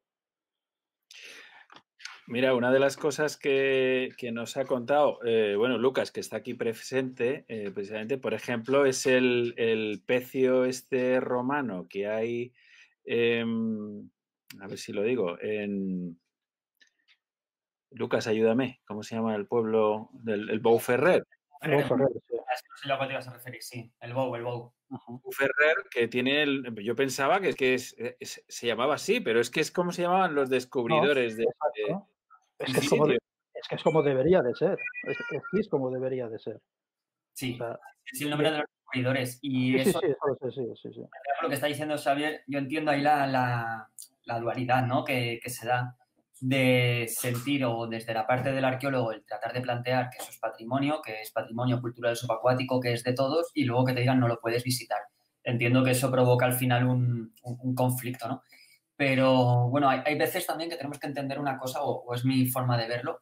En medicina, cuando se va a hacer un rescate, hay vida, función y estética. Lo primero es salvar la vida, luego la función del órgano y por último la estética. Exacto. La visita del buceador sería la estética y la labor de preservación sería la vida. Cuando hablas de que hay gente que lo coge el souvenir, esta sensación que todos tenemos, que también está muy inspirada por todo el romanticismo del 19, por el Tintín que comentabas antes, toda esta imagen al final lo que nos provoca es que a todos nos gustaría tener una ánfora del Bou Ferrer o una ánfora o un trozo o la campana que identifica el barco, pero esos pequeños actos al final lo que están haciendo es destrozar o descontextualizar el pecio. Me parece estupendo y además creo que es una herramienta genial lo que comentas, que la gente pueda visitarlos. El que tú como buceador deportivo digas, oye, yo quiero verlo igual que veo la ermita o como tú bien has dicho, el acueducto de Segovia. Sí, pero con control. Claro. Es que también hay que tener en cuenta que no es un ambiente igual y como tú bien dices, se hace de noche y la patrullera se va. Sí que es verdad que existe el punto SIBE, que te están controlando por radar, pero bueno, todos sabemos cómo cosas.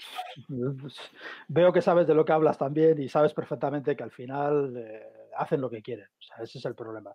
Claro. Yo creo que es una cuestión de educación y lo sabes, es una cuestión de educación y que no nos queda otro remedio. Pero el documental como eso es lo que educa, la divulgación. Eso es lo que nos educa. Lo que tenemos que conseguir es que se establezca un vínculo de sentimiento patrimonial. Es decir, no toco eso porque eso es mío. Yo no voy a la iglesia de mi pueblo y me llevo el patrón porque es de todos, porque lo venero donde está, no lo venero en mi casa o en un armario o a escondidas. Ese concepto es el que hay que conseguir con proyectos como Tú no te llevas los objetos de la ermita porque no eres Eric el belga, ¿no? Este famoso... Pues ya se ha muerto, ¿eh? Bueno, Luego ayudó mucho a la policía, pero tenía un poco una doble ética, porque claro, él sabía que la iglesia vendía estos objetos también de una manera bastante impune, ¿no? Entonces, objetos que podían ser de culturas bastante antiguas y que formaban parte del patrimonio de la iglesia, pues terminaban en colecciones privadas, pues, en fin, sin orden ni concierto, ¿no? Y efectivamente el patrimonio es de todos. Esta es la cuestión, ¿no? Lo que iba a comentar antes, Xavier, de la anécdota, yo pensaba que nos iba a decir, no, el amigo lo tiene guardado en casa y seguramente esté mejor conservado quizá que en muchos museos o que en muchos... Eso no me oirás decirlo a mí nunca, porque, entre otras cuestiones, porque durante todos estos años, os he hablado de los pecios, pero durante todos estos años yo lo que me he dedicado ha sido a trabajar como técnico arqueológico en todas las excavaciones que se han hecho aquí. De hecho, casi todas las intervenciones, esta semana he tenido que hacer algunas intervenciones de control de obras, que si conoces la arqueología, y veo que sí, probablemente, y si igual hasta eres arqueólogo y te ha tocado hacerlas, es decir, yo sé, obviamente, yo tengo muy claro dónde tienen que estar conservadas las cosas. Además, sabemos que ahora, todos lo sabemos, que el convenio de la UNESCO recomienda, primero, que las cosas se conserven in situ, si es posible, o sea, es decir, en el caso de los pecios, que se dejen donde están si no corren peligro, porque si luego no hay medios para poderlo conservar una vez que se saca, entonces no merece la pena, porque lo vamos a destruir igual. Y obviamente en casa de nadie, desde luego que no. Y en mercado ilegal, desde luego que no. Y, o sea, es decir, hay ciertas líneas rojas que no se pueden pasar. Pero también es cierto que hay de la línea roja hacia aquí, hay que conseguir llegar a una, yo lo llamaría confianza mutua.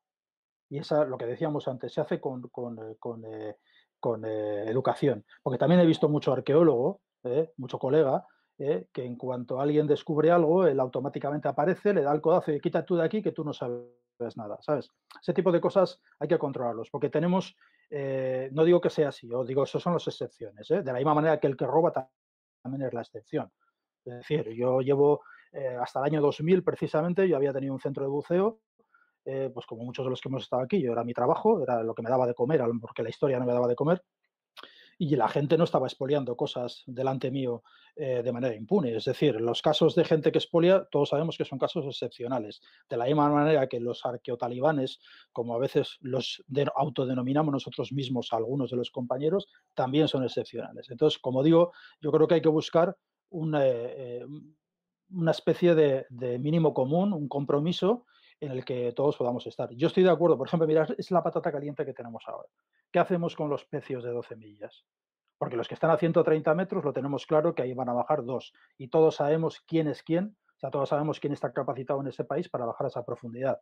Porque conocemos los buzos técnicos que pueden bajar a esa profundidad. Entonces, casi te diría que están fuera de peligro. Pero los que están a poca profundidad, ¿qué hacemos con ellos?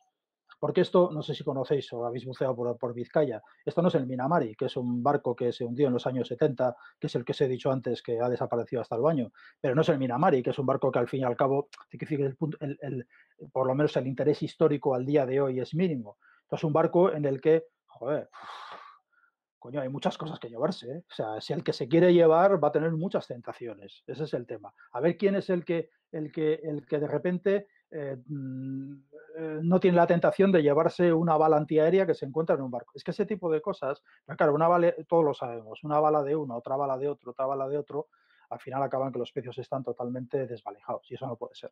Entonces, ¿cuál sería el control efectivo? Pues yo creo que el modelo, yo conozco bien el modelo de Scapa-Flow. Yo creo que el modelo de Scapa-Flow es un modelo pero que muy bueno. Funciona muy bien, la sociedad está implicada, los centros de buceo ganan, los buceadores bucean. Es decir, es un modelo que debería de funcionar. El problema que tenemos nosotros aquí es la picaresca española que funciona a todos los niveles y que tenemos que intentar autolimitarnos nosotros mismos. Pero en fin, hay modelos a seguir, ¿eh? O sea, es decir, no hay que hacer milagros ni hay que descubrir América, ¿eh? O sea, esto es así. O sea, hay que decir que hay modelos a seguir en otros sitios y todos lo sabemos. O sea, que para beneficio de todos, además, ¿eh? Por parte de la Armada, me consta que, bueno, si era el centro de buceo de la Armada directamente o la Armada, otra organización, yo creo que la gente del centro de buceo de la Armada, este tiempo atrás estuvieron haciendo un poquito de campaña, sí. Por lo menos en la zona de Alicante, me consta, porque lo estuve en el programa también, con los centros recreativos, con los centros de buceo recreativos, precisamente dando charlas y comentando esto que tú estás diciendo aquí, ¿no? Es decir, eso tiene que formar parte de la formación y de la educación del buceador, ¿no? Igual que bueno, pues hay una sensibilidad medioambiental que cada vez forma parte también de ese currículo a la hora de aprender a ser buzo desde cero, pues decir, esto los animales no se tocan, pues el tema de los yacimientos y de los objetos que hay bajo el agua, pues exactamente igual, ¿no? Esto hay que transmitirlo, ¿no? Lamentablemente las personas somos como somos, ¿no? Entonces el que es un impresentable fuera del agua, pues también lo será dentro del agua. Eso cada uno lleva su impronta, ¿no? Sí, lo que pasa es que si, por ejemplo, a ciertos pecios se va bajo el control de un centro de buceo, yo no digo que el centro de buceo se convierta en policía, pero sí se convierte, el que centro de buceo es el que va a tener el negocio, de alguna manera, de explotar comercialmente ese pecio, con lo cual, de alguna forma, puede ejercer un control perfectamente, en beneficio de todos, además. O sea, yo creo que eso no es problema. Y la propia concienciación de todos, al final, va a crear que nosotros mismos, como pasa con el medio ambiente, afeemos el gesto a aquellos que hacen algo que no se debe. Pero sí que es un tema, igual pensáis que soy muy catastrofista, pero sí es un tema en el que hay que actuar rápido y dentro de pocos hay que buscar soluciones pronto, porque todos lo sabéis, hasta hace 4 días buceábamos con una botella de 12 litros y a los 20 minutos de inversión a 20 metros ya nos teníamos que salir. Pero es que hoy en día buceas con un rebreather, bajas, tienes 3 horas de buceo y puedes bajar a 80 metros. Es que las cosas están cambiando a una velocidad brutal. La autonomía del que quiere robar, ojo, que no digo que seamos todos, ni muchísimo menos, ya lo sabéis, creo que todos nos entendemos, pero la autonomía y los medios, entre comillas, para expoliar, hoy son mucho más fáciles y asequibles que lo que era nunca. Yo el año 2000, cuando hicimos la operación esta en la que buscábamos en Navarra y encontramos estos pecios, nos quedamos más anchos. Y dices, estos pecios no baja nadie. Si hemos tenido que traer un submarino para bajar, ¿quién va a bajar aquí? Coño, pues la cosa ha cambiado, ¿eh? Es Claro, que ahora claro. a esos pecios, entre comillas, cualquiera que lleve una formación técnica y que tenga 3.000 o 4.000 euros para comprarse un rebreather y practicar un poco, baja. Y baja con autonomía. Y baja con impunidad. Es decir, nadie le ve, nadie le controla y puede hacer lo que le dé la gana. Y yo entiendo que ves en el fondo, y esto seamos claros, lo tenemos que entender, o sea, lo que decíamos antes, lo que decía el compañero, que ves en el fondo una jarra con la esvástica y con el aguilucho y dices, joder, ¿cómo va a quedar esto en mi armario? Buah, los colegas van a alucinar. Claro, yo lo entiendo, pero efectivamente, pero no llegas a una ermita, coges y dices, joder, qué bien va a quedar la estatua de San Canuto en mi sala. Pues no te llevas la estatua de San Canuto, o sea, porque es que todos estamos educados y estamos concienciados que eso no se hace. Entonces eso es lo que tenemos que hacer. Yo creo que es un trabajo que, por supuesto, yo en el documental está hecho para eso. O sea, bueno, está hecho porque quiero hacer el documental, no nos engañemos, pero además está hecho precisamente para dar a conocer la historia, para ponerla en valor y sobre todo para que la gente entienda que, joder, tenemos una historia súper rica, tenemos unos acontecimientos de los que nadie pensábamos. Yo se lo comento a mucha gente en Vizcaya y cuando les digo los enfrentamientos en la Primera y Segunda Guerra Mundial en la costa, me dicen, ¿eh? Si eso aquí no ha pasado. Pues mira, sí ha pasado. O sea, estamos hablando, ya habéis visto la cantidad de barcos que hay, ¿eh? Y os aseguro que están todos, ¿eh? A menos de 12 millas de la costa, lo que es desde el punto de vista de mar adentro, ¿eh? O sea, es que, en fin. Se ve que esta gente eran muy organizados, ¿no? Los alemanes eran Sí. muy organizados y sabían dónde hacer las cosas. No sé si tenéis alguna pregunta, chicos. Animaros. ¿Alguien quiere comentar? Hola, Bueno, Xavier. Hola. Oye, comentabas al principio, no sé si en principio lo vais a publicar el documental en la ETV, creo que dijiste, ¿no? Sí, No, ¿tenéis previsto que sea accesible desde alguna televisión nacional o... te explico, de momento no sabemos, ¿eh? De momento no sabemos porque estamos en negociaciones. Yo lo que sí quiero es que no sea un documental que se quede exclusivamente en el País Vasco. De hecho, hay muchas fórmulas. Te quiero decir que, por ejemplo, últimamente conozco producciones que se han hecho directamente entre la ETV en coproducción con Televisión Española, por ejemplo, con la 2 de Televisión Española. Es decir, hay muchas posibilidades de que este producto no se quede en el mismo sitio porque yo no quiero que se quede en el mismo sitio. Si os fijáis, yo os he comentado, yo tengo un proyecto mucho más largo en el tiempo, que no sé hasta dónde voy a llegar, si lo voy a poder hacer, no lo voy a poder hacer, como digo, casi es un proyecto vital que llevo hace muchos años queriendo hacer y que no he hecho, que es el que os comentaba de Diving into History, en el que probablemente sean diferentes documentales sistemáticos, unos serán de buceo, otros no, unos serán de historia naval, otros, generalmente todo relacionado con el mar. Y no quiero que sean productos que se queden directamente en el País Vasco por una razón, porque hay documentales de estos que no no van a tener una temática exclusivamente del País Vasco, sino que van a ser una temática de toda España. Es decir, estoy persiguiendo ahora el rastro de algunos barcos que me interesan, de barcos españoles en otros lugares del mundo que no tienen nada que ver con el País Vasco. Entonces quiero que sea de alguna forma, si se puede, que no lo sé, que todo dependerá de la suerte y mis medios, quiero que sea algo que se emita por todos los sitios. En cualquier caso, como digo, este de 12 millas me interesa mucho, por ser además el primer documental, me interesa mucho que sea accesible a nivel nacional. Y creo que eso es uno de los puntos en los que voy a insistir en cualquier tipo de acuerdo que se pueda llegar. Eso lo tengo clarísimo, ¿eh? Otra cuestión es que luego se quiera o no se quiera, porque claro, todo depende de las televisiones, de quién los quiera comprar. Tengo vías de actuación, porque ya he trabajado con algunos canales y conozco un poco cómo se puede intentar llegar a distribuir de otras maneras. Pero bueno, veremos a ver. Lo principal es que tengamos la posibilidad de hacerlo, ¿eh?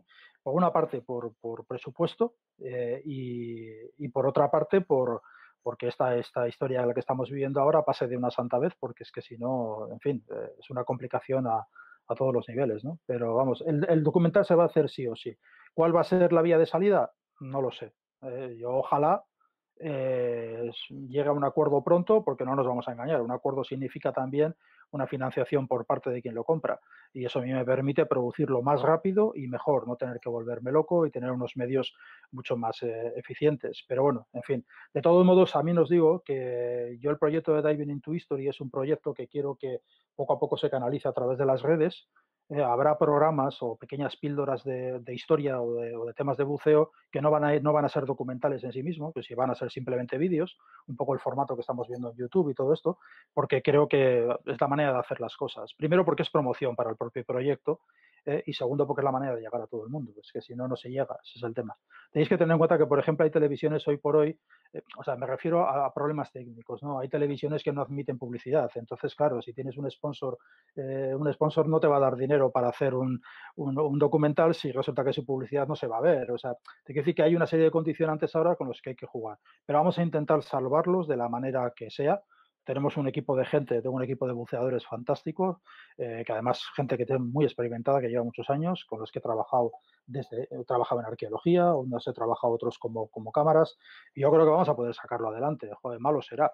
Y si no, en el peor de los casos, haré todo lo que pueda y al final acabará siendo un producto que a una mala estará por las redes, pero va a ser accesible a todo el mundo. Eso lo tengo claro. O sea que sepáis que sois los primeros que os enteráis de toda la historia completa. O sea que... Ya, no regla, Xavier, es que eso te lo debía, Rol. Te he dado tanto, o sea, te he esquivado tanto que al final tenía que darte algo decente. Bueno, tenemos a David Sánchez que quiere preguntar. Sí, bueno, ya que estabas comentando el tema de, bueno, a ver, de qué salida le vais a dar al trabajo, no sé si tenías pensado en mente también. Contigo toca hablar. Bien, me gusta escuchar eso. A ver si teníais pensado, pues eso, moverlo por certámenes, por ciclos. Por ejemplo, hay uno muy interesante en Donosti, que es el Ciclo Internacional de Cine Submarino, que últimamente está funcionando muy bien y puede ser también una promoción interesante para vosotros. Sí, claro, no. Yo te digo que para mí mi idea es que intentar que tenga la mayor promoción posible. Tú ya sabes, y lo conoces porque estás en el gremio y sabes cómo funciona el asunto, pues que bueno, que luego tienes una serie de condicionantes, pero por ejemplo los festivales para mí son importantes.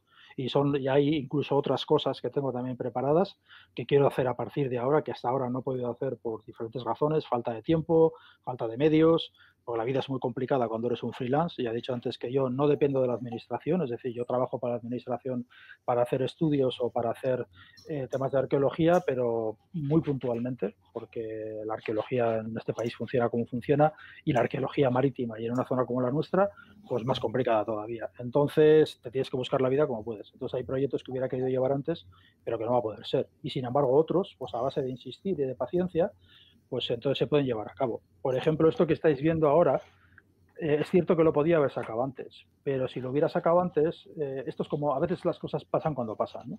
Pues ahora resulta que tengo un cuerpo de información y un cuerpo de pecios mucho más grande como para poder hacer un documental. Si me apuráis, fíjate lo que te digo, y tú lo conoces en este aspecto, si me apuras, hasta sin imágenes submarinas se podría hacer este documental solamente con la información histórica y de archivo que hay. Hombre, obviamente con imágenes submarinas mejor, ¿no? Pero lo que es contar la historia, en vez de 4 capítulos, quizás en 1, o sea, siempre se va a poder hacer algo. Entonces, intentaré hacer todo lo que pueda, pero todavía no sé exactamente. De todos modos, el tema de los festivales para mí es muy importante y lo tengo clarísimo. Yo, por supuesto, el Festival de Donosti, o sea, que ya te había visto hoy por Facebook que me habías mandado algo, ya por eso te he dicho ya, te tenía en el punto de mira ya. Bueno, perfecto. Yo aprovecho también para decirte que bueno, sería un placer que cuando esto lo tengas en marcha y demás, y esté ya visible el docu, la Asociación Española de la Historia del Buceo es un sitio fantástico también para poder ayudar a divulgarlo un poquito más, ¿no? Y estoy seguro que los socios de esta asociación, los apasionados que ya son bastante veteranos y demás, pues lo van a saber apreciar también muchísimo, ¿no? Porque es un poco el leitmotiv que nos mueve, ¿no? El preservar toda esta historia del mundo submarino que nos ha precedido en los años, con lo cual es que estamos en sintonía completamente. No, de todo modo no te preocupes que la tabarra te la voy a dar, o sea, con ese tema también, ¿eh? O sea, decir que en todos los aspectos. Lo que sí quiero que quede bien claro es eso, ¿eh? Es que es lo que os decía desde el principio, que no es un proyecto, o sea, es un proyecto que yo, de alguna manera, yo voy a ser el altavoz nada más, pero vuelvo a repetir, estos pecios, hay gente que, alguno, como en el caso del Hochheimer, hay gente que ya había descubierto estos pecios, hay que darle protagonismo a todo el mundo, precisamente en sintonía con lo que hablábamos antes del tema arqueológico y no. Son pecios que son para todo el mundo, lo que pasa es que hay que entender que hay ciertos aspectos, o sea, yo por ejemplo lo que os decía antes, las marcas y todo este tipo de cosas son marcas que en principio solamente las tiene la administración, que ya las tiene. Las tiene la administración, os puedo decir quién las tiene además, administración, Armada, Guardia Civil y el Chancha, que son aquellos que en un momento dado pueden ejercer un control específico sobre esos buques. Eso por una parte. Luego, teóricamente el control arqueológico recae sobre mí y sobre otro compañero que es arqueólogo también y que son los que a veces hacemos este tipo de cosas y por supuesto en este caso la Diputación de Vizcaya, que es la que tiene competencias sobre el patrimonio arqueológico, pues bueno, hay ciertos aspectos que les corresponden a ellos, otros no les corresponden a ellos, es compartidos, etcétera, pero bueno, que todo eso está ahí. A partir de ahí, el conocimiento es público de todos.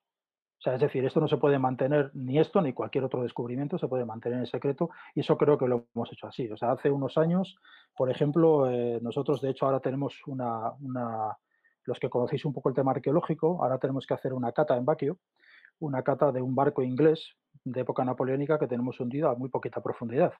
Entonces, hace unos años se hizo una prospección no intrusiva del pecio, que la llevamos a cabo mi compañero y yo, y ahora se va a hacer va a dirigir, mi compañero va a dirigir la cata y vamos a ver si tenemos barco, no tenemos barco, qué materiales tenemos y tal. Bueno, si os acercáis por Baquio, en el paseo marítimo hay un panel enorme en el que se habla de todo lo que hay en el fondo, es decir, es público y notorio y todo el mundo lo sabe porque es patrimonio de todos, que es de lo que se trata. Otra cuestión es que tengas que proteger, si no hay un control efectivo, joder, pues tampoco pongan las gallinas ahí con el corral abierto para que lleve el zorro, entiéndeme, las gallinas se van a escapar. Pero que la información es de todos y que el patrimonio es de todos, eso lo tenemos que tener claro, ¿eh? Yo solo soy el que da altavoz ahora y el que ha hecho este documental, pues porque simplemente, o que va a hacer este documental, simplemente porque me he movido para rebuscar en los archivos, pero hasta ahí, o sea que ese es el tema. Muy bien.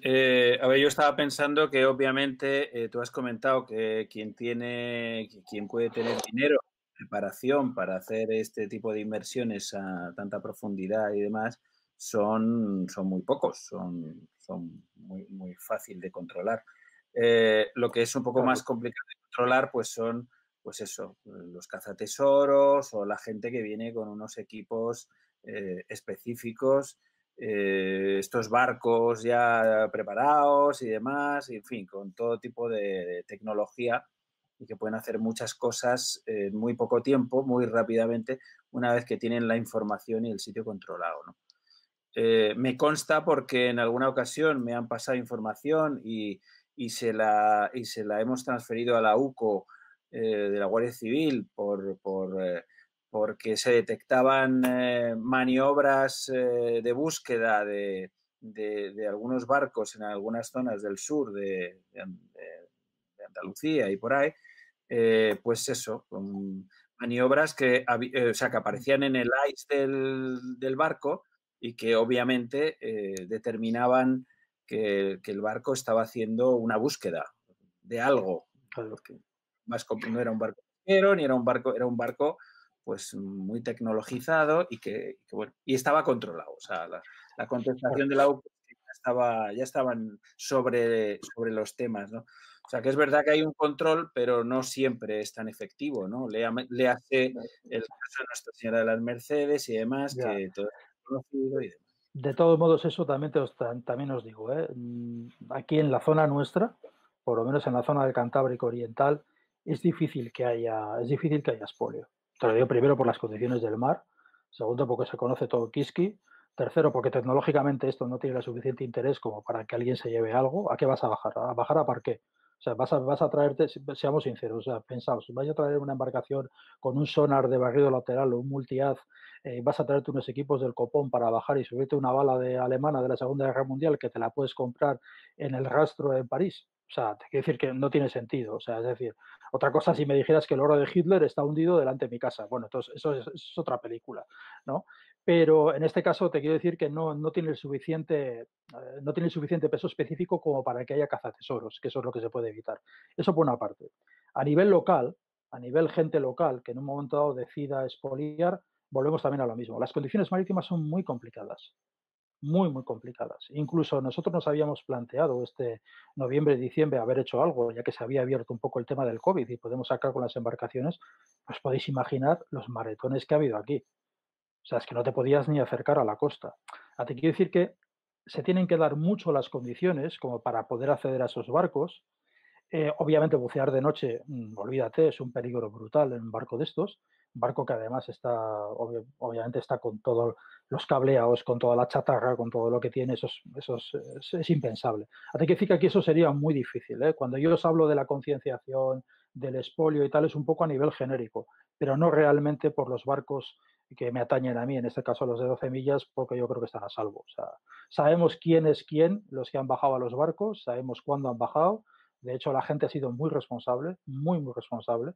Cuando han bajado gente a los barcos, me acuerdo que Unai Artaloitia, el año 2004 o 2006, me pidió las marcas de uno de los barcos, de los que ahora he identificado, el Tiger y el Tiger, y él bajó con otro buceador de aquí, con Dani Santamaría, que igual le conocéis a los dos de nombre por las redes. Ambos bajaron a 110 metros de profundidad.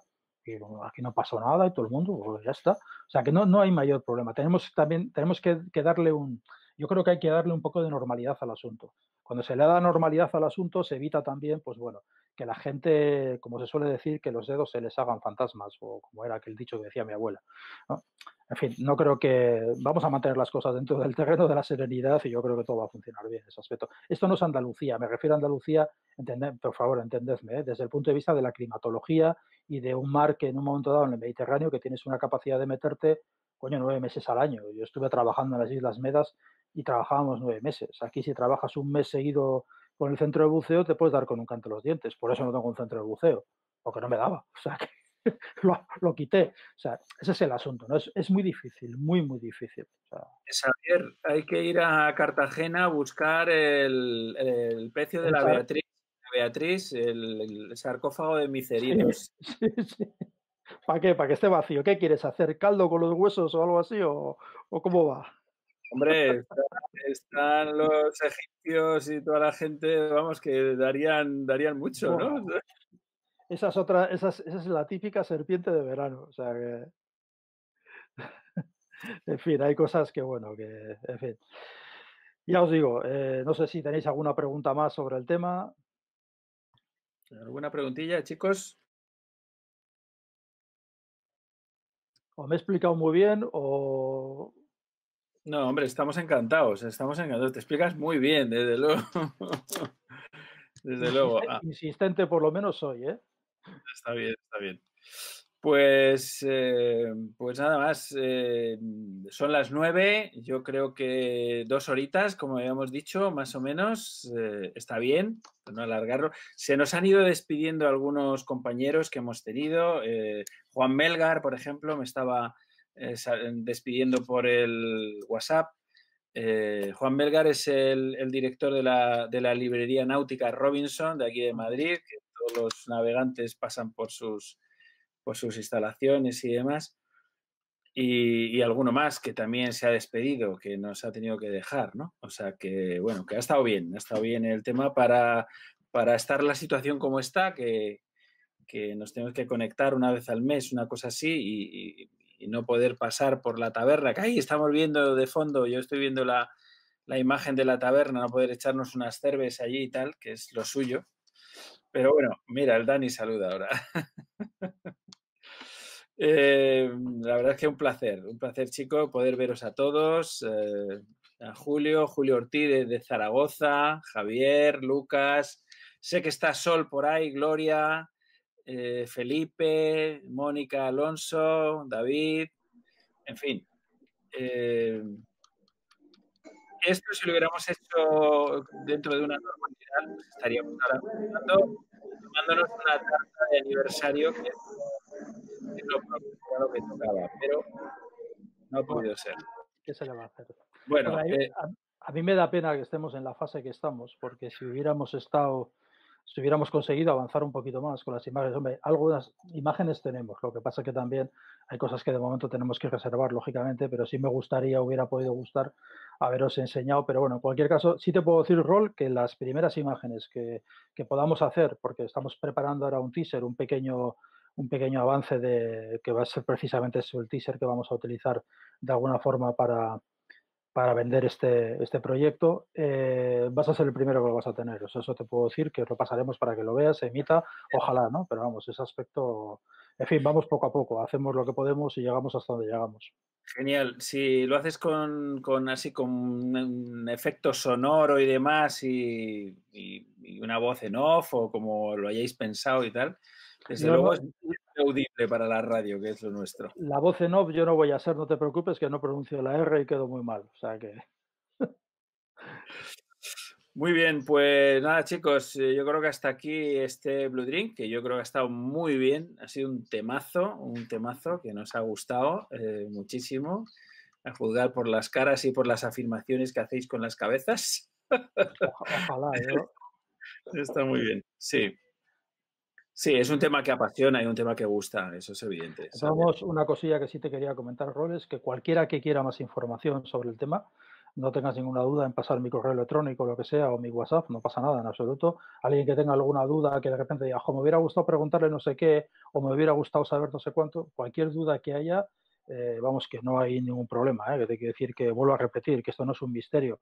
Hombre, obviamente tenemos unas reservas normales porque hay que hacer una producción y es lógico, ¿no? Entonces no puedes coger y ponerlo todo encima de la mesa, pero que en cualquier caso, que cualquier cosa que alguien quiera, que no tenga ninguna duda, que yo se la proporciono, vamos, pero encantadísimo. O sea, joder, mejor, cuanta más interés tenga para mí, joder, más satisfecho. O sea, Muy bien, muy bien. Nos ha faltado nuestro compañero del programa, Alejandro Gandul, que nos hace una sección que se llama Cuéntame un pecio, muy interesante también, en la que él se centra mucho en los datos de los barcos, ¿no? De quién los fabricó, qué compañía los llevaba, a dónde iba, quién lo patroneaba o quién era el capitán, en fin, de qué bandera era.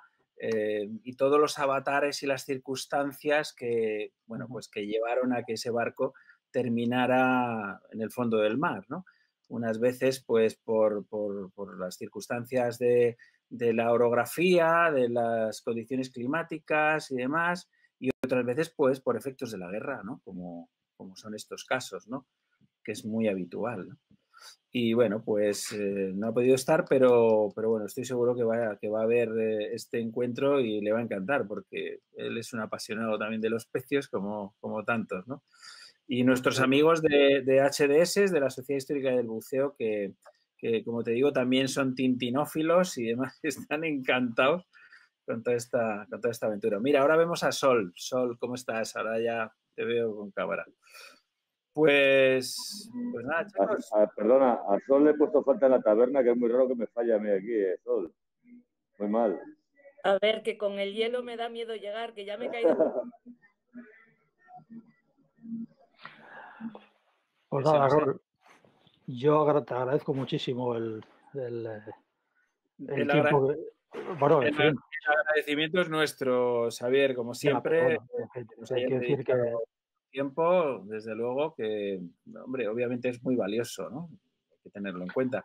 Bueno. Y esperamos poder ayudarte en la medida de nuestras posibilidades a difundir este proyecto tan chulo y tan interesante. Desde luego, esta semana eres invitado al programa de la radio, desde luego, todos los invitados de Blue Drink también lo son al programa y ahí podemos dedicarle unos minutillos más. No tantos como aquí. No, claro. Yo también me fastidia un poquito. Como os dais cuenta, es una hora. En una hora, si os habéis fijado, son muchos pecios y puedes dar unos datos muy telegráficos y me hubiera gustado contaros detalles, cosas y tal, pero la verdad es que es imposible, ¿no? O sea, que una de las cosas que sí quiero hacer, y eso es independientemente de cómo vaya la producción después y que se haga o no, evidentemente se va a publicar en formato de libro. Yo tengo una pequeña editorial con la que probablemente lo publicaré. Pero luego, aparte, creo que trataré de manera temática, quizás por las redes o lo que sea, trataré cada uno de los pecios un poco como lo comentabas antes que hacía el compañero, ¿no? Con muchos más detalles y tal, tratándolos de manera individualizada, porque eso es lo que creo que al final es la historia más bonita de todas. En fin, ese es el tema. Pero de todos modos vuelvo a repetir, el que quiera algo más de información, por favor que me lo pida, que no hay ningún problema, que yo se la proporciono independientemente de que esto se haya hecho o no. O sea, que porque la curiosidad, todos tenemos curiosidad y todos nos gusta saber. O sea que... Muy bien, chicos, pues hasta aquí, ¿vale? Un placer para todos, un saludo. Daniel pone aquí SC Sol Ceballos. Daniel visitó la taberna. Ah, bueno, perdona, es privado. Es privado. Bueno, pues nada, nos vemos el mes que viene. El mes que viene vamos a tener un tema de cuevas. Vamos a tener nuevamente con nosotros a Juan Sánchez, el mecánico. Algunos lo conocéis bastante bien. Para hablarnos de la Cueva del Agua, la exploración de la Cueva del Agua, que llevan 30 años explorando esa cueva y no han encontrado el final todavía, y es espectacular porque es una de las cuevas más increíbles que tenemos, además de agua calentita, con lo cual pues esto de bucear en invierno en una cueva con agua caliente es una gozada. Así que nada, aquí estáis emplazados para dentro de un mes, el primer martes de mes, eso sí, que es nuestra fecha. Este mes decidimos trasladarlo al día 12 por una cuestión lógica, porque era la Noche de Reyes y era un poco más difícil que la gente estuviera conectada. Y nada, que se pase la Filomena y que se pase ya esta movida de la pandemia y demás, y a ver si ya podemos hacer vida normal. Aunque yo creo que, aunque vayamos a la taberna a saltar el grifo de cerveza de Dani, seguiremos haciendo emisiones para que, bueno, pues nuestros amigos de todas partes pues puedan conectarse también, participar y tener invitados desde cualquier parte del mundo. Ok, a todos, un abrazo fuerte. Muchas gracias, un abrazo. Gracias, feliz año. Soy un desastre con la técnica, macho.